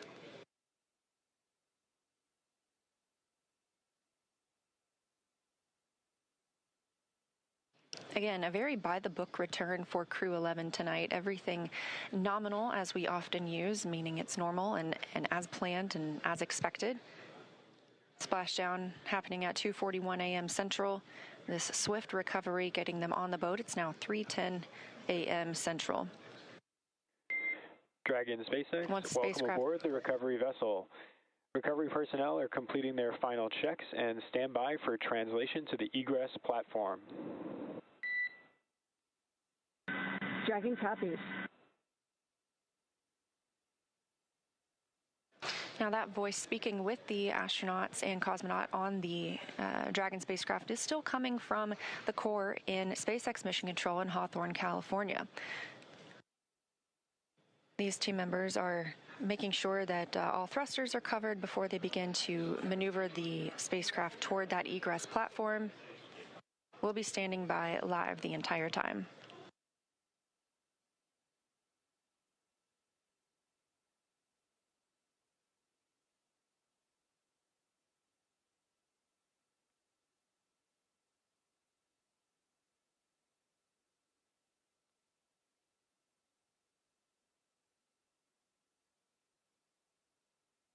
This is the 6th flight of this spacecraft. In all, Endeavour has flown 9 NASA astronauts, 3 visitors to the International Space Station, 2 Roscosmos cosmonauts, 1 retired NASA astronaut, 1 ESA astronaut, and an Emirati astronaut from the UAE to and from the International Space Station.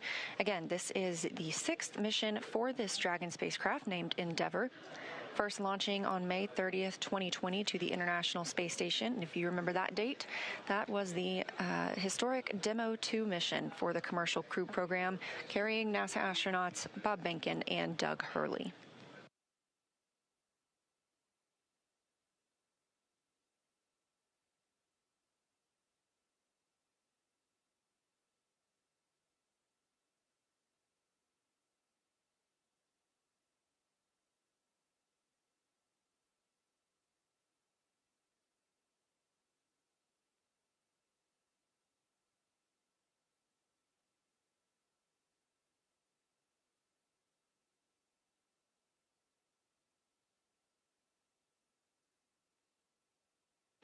What you're seeing here are SpaceX team members. They are preparing the vehicle to be moved to that egress platform, making sure everything is safe, that the rigging is properly attached.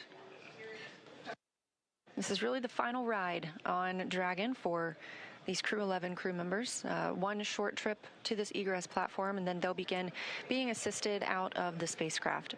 Completely normal procedures for all of our returns.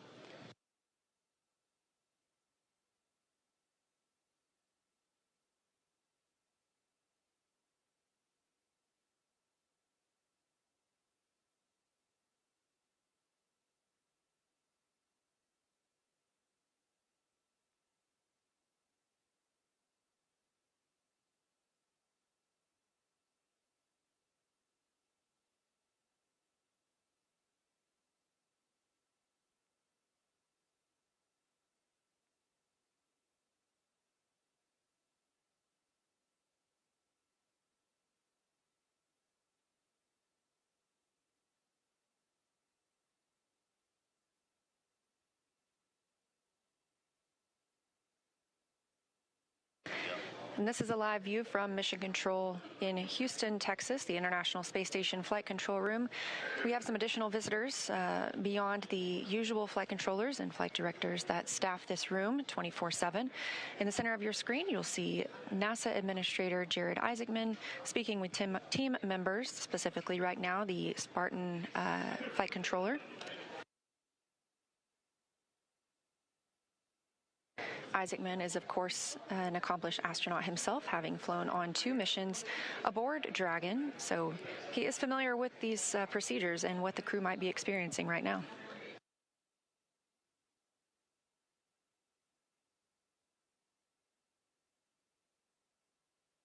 Back on the recovery ship, the teams continue to prepare to move Dragon to that egress platform. We'll get ready to officially welcome home the Crew-11 astronauts and cosmonaut. Again, that's NASA astronauts Zena Cardman and Mike Fink, JAXA's astronaut KHOU, and Roscosmos cosmonaut Oleg Platonov, wrapping up a 167-day in space for these crew members.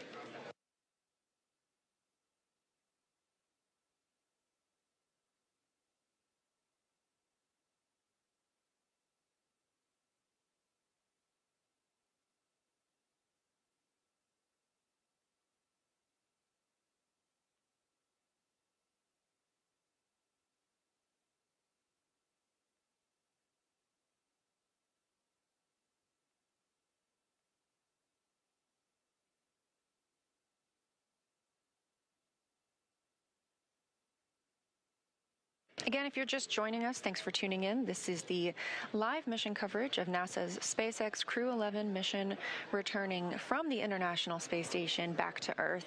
As you can see, this is the Dragon spacecraft, and splashdown occurred at 2:41 a.m. Central Time, right on time.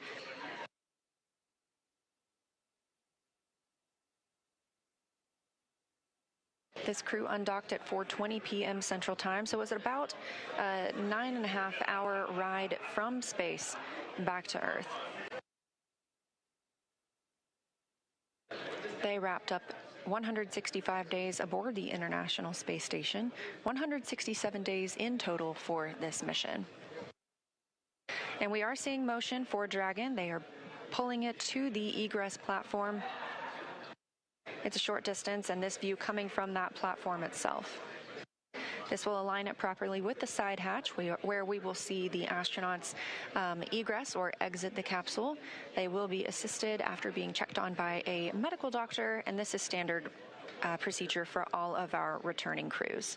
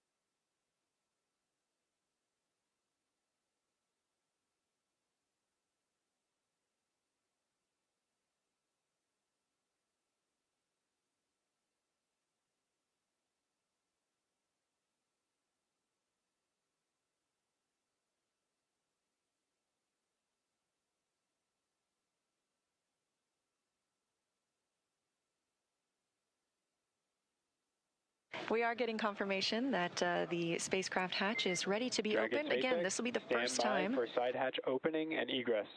It's been an honor flying with you. Standing by for side hatch, and the honor is ours. Thank you so much.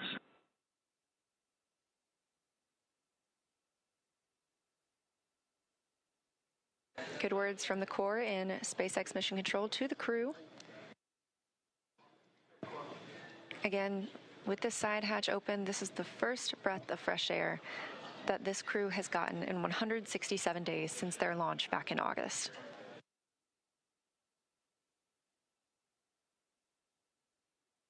That hatch opening coming at 3:19 a.m. Central Time, and with a splashdown occurring at 2:41 a.m. Central Time, a pretty rapid access of the crew.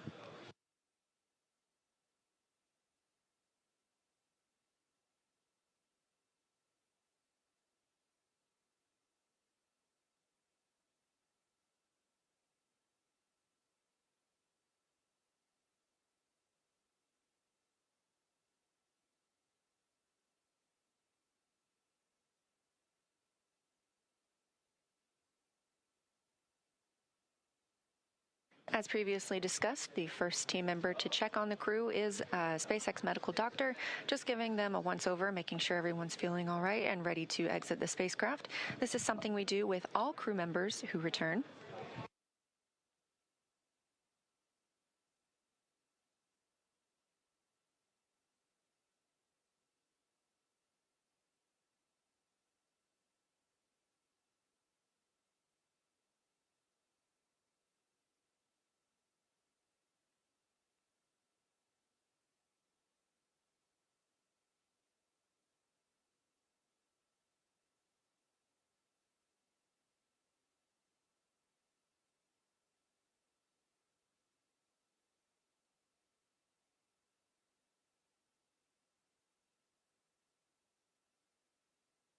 And getting a quick picture inside the capsule is NASA photographer Bill Ingalls.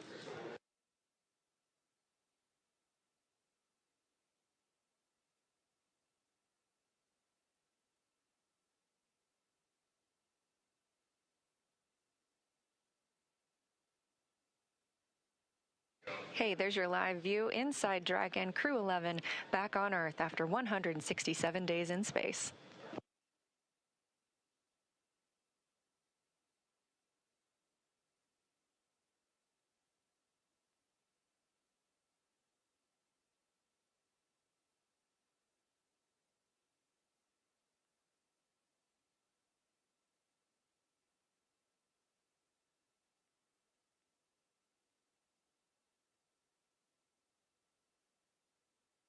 Again, next on the checklist for tonight is crew egress or exit. Team members will be assisting them as they are helped out of the spacecraft.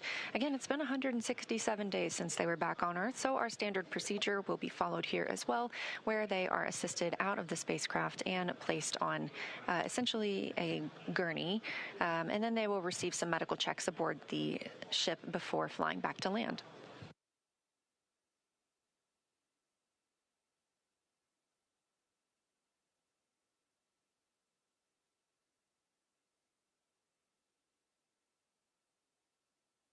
Team members inside the spacecraft from SpaceX's recovery team are helping remove some of those extra items that are in the spacecraft. You just saw the footrests being handed off. This will just make it easier for us to bring the crew out of the spacecraft.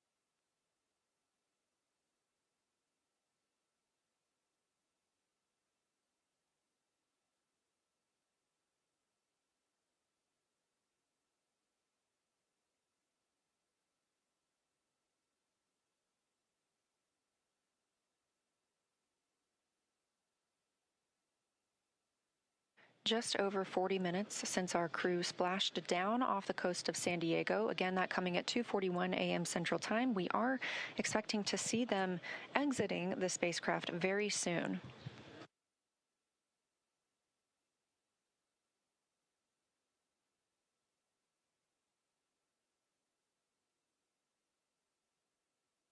That's the chair the crew members will be helped into and moved back for their initial medical checks. Again, standard procedure for any returns on Dragon, as well as any of our crew members returning. If you've ever watched a crew return on a Soyuz spacecraft, we have a similar process where astronauts are carried from the capsule to waiting chairs and then carried again to a nearby medical tent.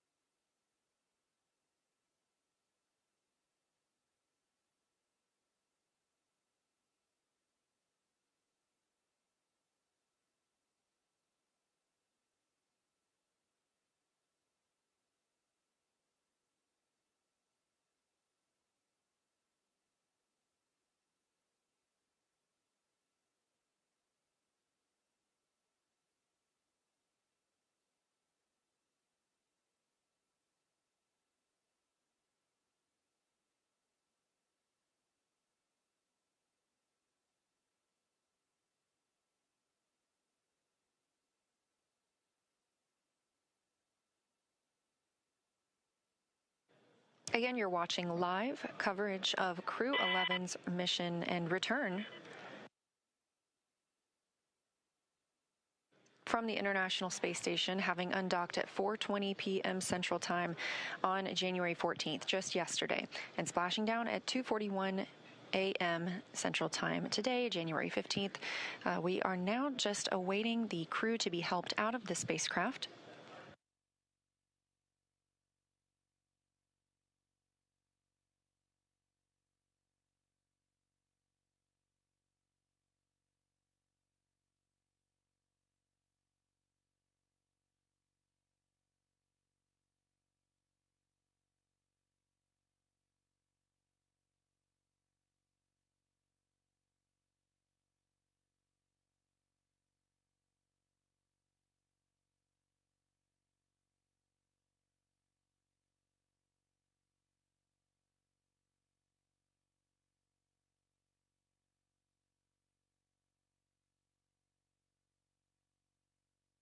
And it looks like our first crew member out of the spacecraft is NASA astronaut Mike Fink.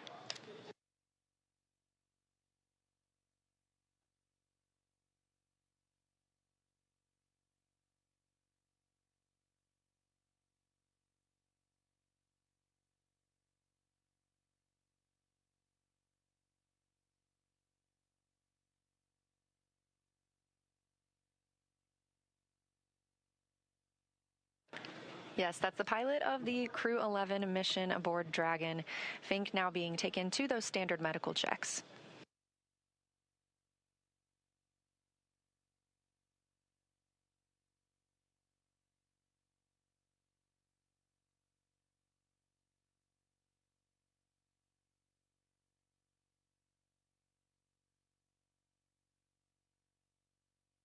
And since we just saw Mike Fink, it's worth noting he now has 549 total days in space. That's the fourth all-time most days for NASA astronauts.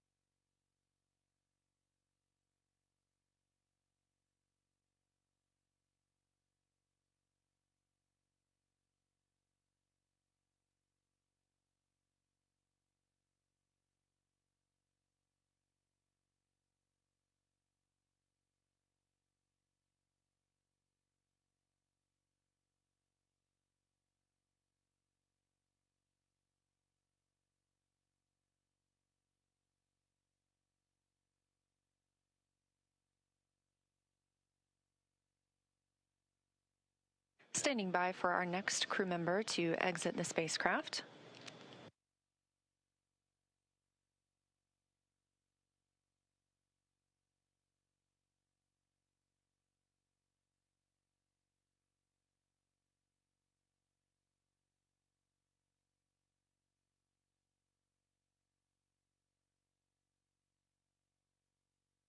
That's NASA astronaut Zena Cardman, wrapping up her first mission to space, commander of the Crew-11 spacecraft.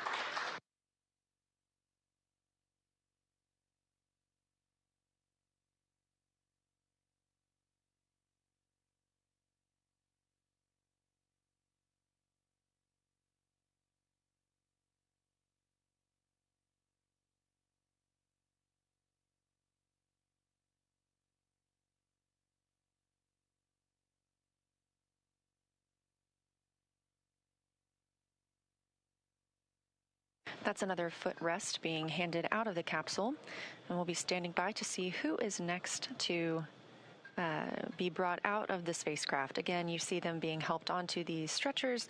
They are being escorted back to their routine medical checks.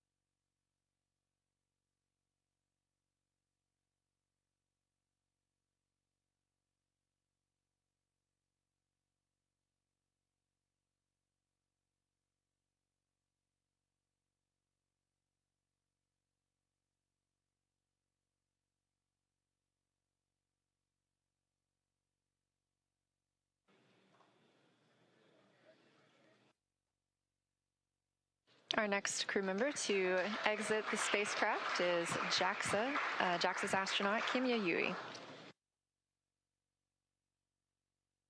Yui just reached the milestone of 300 days in space across 2 missions. You can see some cheering on the SpaceX recovery ship, and you can probably also hear a little bit of celebration here in Mission Control Houston as well. That's another foot restraint, or a foot rest, I should say, being brought out of the spacecraft, clearing the way for our final crew member to exit, and that will be Roscosmos cosmonaut Oleg Platonov.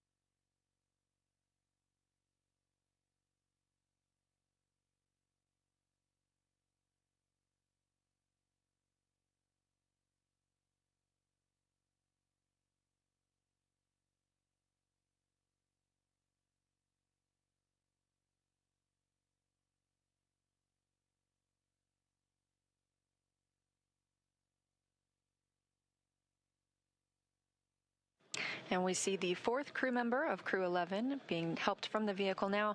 That is Roscosmos cosmonaut Oleg Platonov, also wrapping up his first mission to space.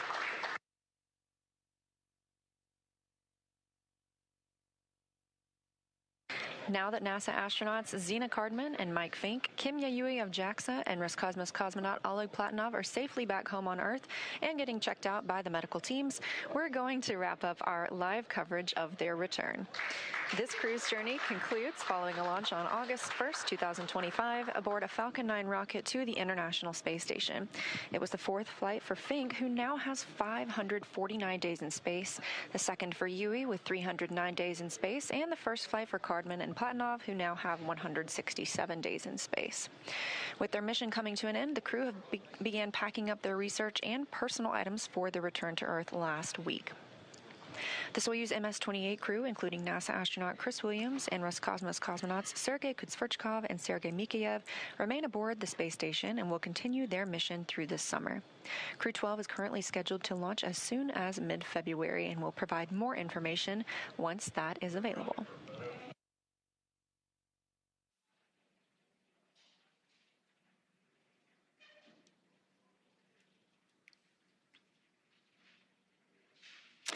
Great news for Crew-11. They are home. The journey back began yesterday, about 13 hours ago, when they closed the hatch to Dragon and undocked from the International Space Station at 12:29 p.m. Pacific, 3:29 p.m. Eastern. Now, during this time, the spacecraft performed a number of maneuvers in preparation for re-entry to the Earth's atmosphere, with final splashdown occurring off the coast of San Diego, California, on time at 12:41 a.m. Pacific, 3:41 a.m. Eastern. And just a little less than an hour following splashdown, we saw Zena, Mike, Oleg, and Kimia make their way out of Dragon and into the recovery ship's medical facilities, safe and sound. We just had some great words here in Mission Control from NASA Administrator Jared Isaacman, and we are still monitoring the crew as they continue their journey back to home. So after the checkouts on the ship, the crew will be flown to a local hospital for continued monitoring and checkouts using additional medical equipment not available aboard the space station.